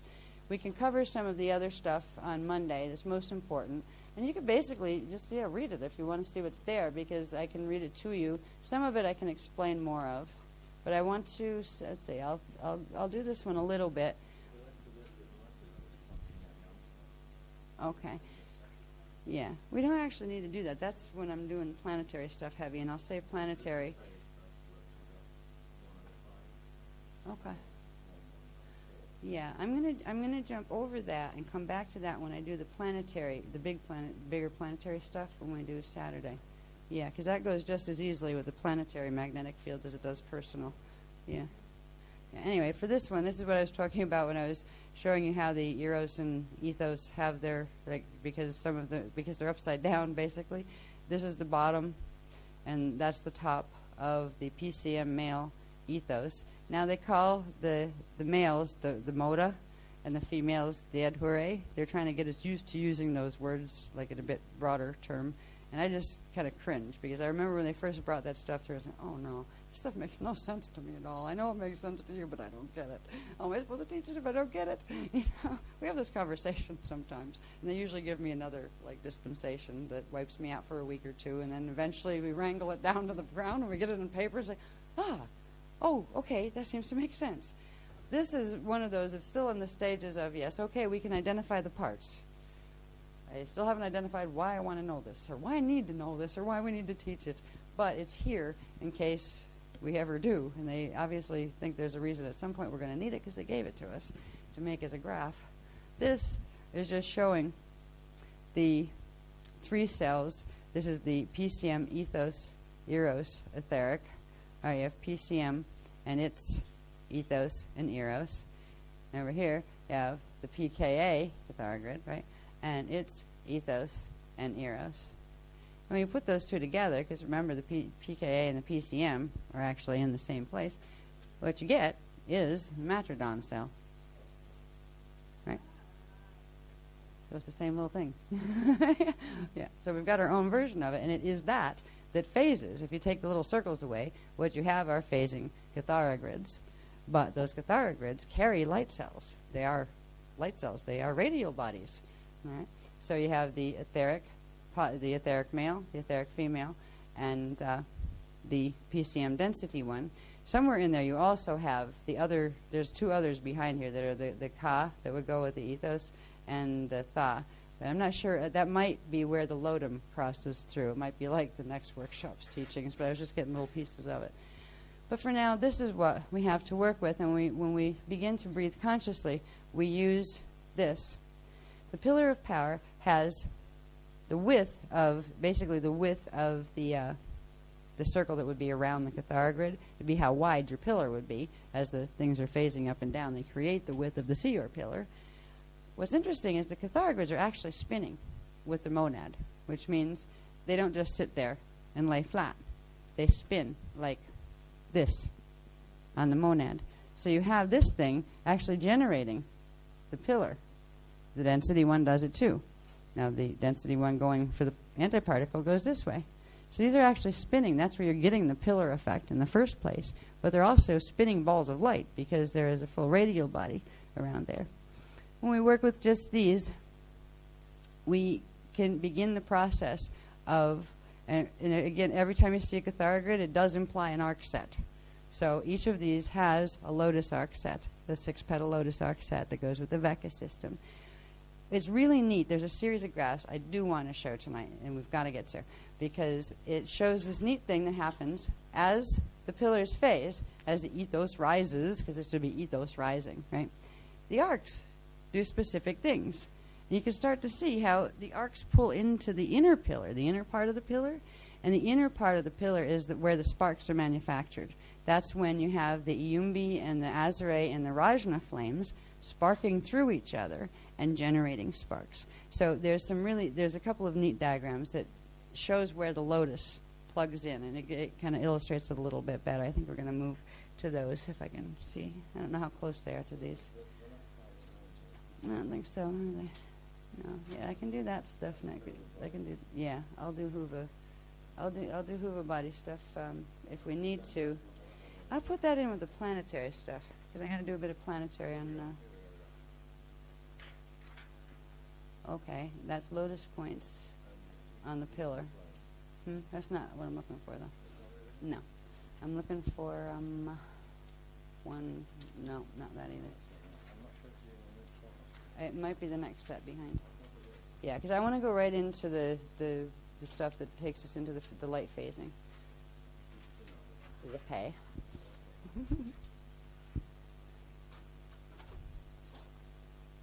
This is the most important stuff.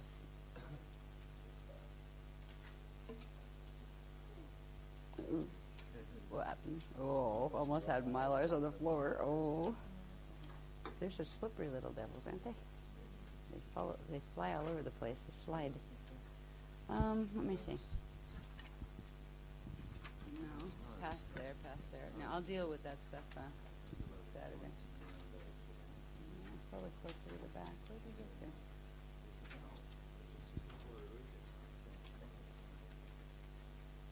Here. These are what I'm looking for. Yeah. What was the one right before that? That gives out because I have maybe we technically have till 12:30. I've got about till 12 left in me, to be honest with you, because my back is starting to do its thing again, which means frequencies are incoming again.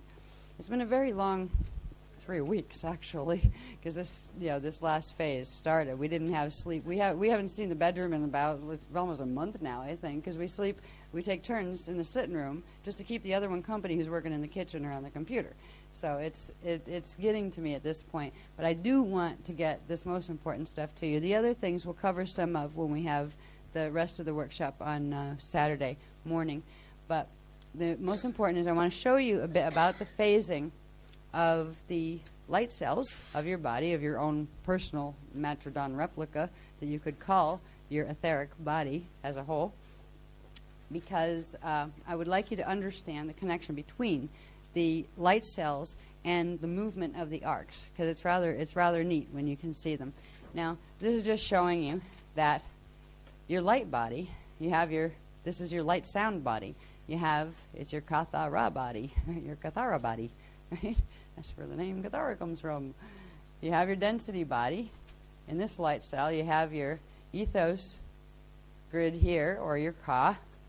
They kind of combine the two, but I know they're two different light cells that interact with each other in a certain way. But first, you deal with the ethos, and your eros is up here. That's the one you phase with, even though your ethos is actually your eros is actually over here, but it's connected to the lodum. So you're phasing this way while your parallel is phasing this way. Now, next one, please. This is the stuff that was most important, because at the end of it we can get a clue as to what starburst might be. Whoop. Yeah, the guy in the middle. It's supposed to You've got your positive self and your negative self and yourself in the middle. This is your density self. This would be your eros sound body imprint, and that's called your photonegative, and it's actually the opposite. It would have like the opposite of your positive image. It would be like the literal negative reflection of that. Your ethos is your positive. It's actually a photopositive image of your three-dimensional self. Your dimensionalized, your density self. Each one of your density levels has one. Each one of your dimensional levels has this part of yourself. And it's the phasing together that actually creates the unification of helons that build up to become atoms and molecules that become the body that you know. That template's actually held in 3 places. You have your inner male and your inner female, regardless of what gender you are. And whichever, we got into Merkabas a bit before, as far as everybody has the same type of density, Merkaba, whereas the androgynous one, and in the PCM universe, it's 33 1/3 clockwise positive on top, but it's not Eros. It's pKa energy from the antiparticle side, and this is Laetore energy as opposed to Laedore etherics. There's also etheric Merkabas that goes with these, of course, as if there weren't enough to keep track of spins on already. Right? Why not have some more? So they each have a Merkaba set. The easiest way to deal with it is simply take it straight on as the pillar itself. As these drop together, they form the pillar of power. At the center, very center of it, that's where the sparks generate when the ethos flames and eros flames cross through each other. But there's a very specific set of cycles. This is all plugged into what's called the genetic time codes. The genetic time codes are part of the base shield that everyone has, which is the Ruche shield. Now, we all have a set of Ruche vortices for each density level, and at the core of those, there is the small Ruche programming that literally is, when we get toward the spiral, back to the spiral, I will show you that it is the anchoring template for the Ruchete spiral 15 rays. It anchors 12 and then 3 in the center. So when we're dealing with the Ruche, be it in the Ruche templates that's in each of the shields that go this way, that allow the vortices to come out, which become the chakras. It's actually the Ruche vortices form the chakras, the Ruche vortices for each of the densities, but they split. They form sets in between, or you only have 5 chakras. You'd have one set for each shield, but there's more than that. They're on the 0.5 scale. But first, if you can realize you have this, so it's kind of like, bring my man up from below my feet, right? And bring my girl down from above my head and become whole.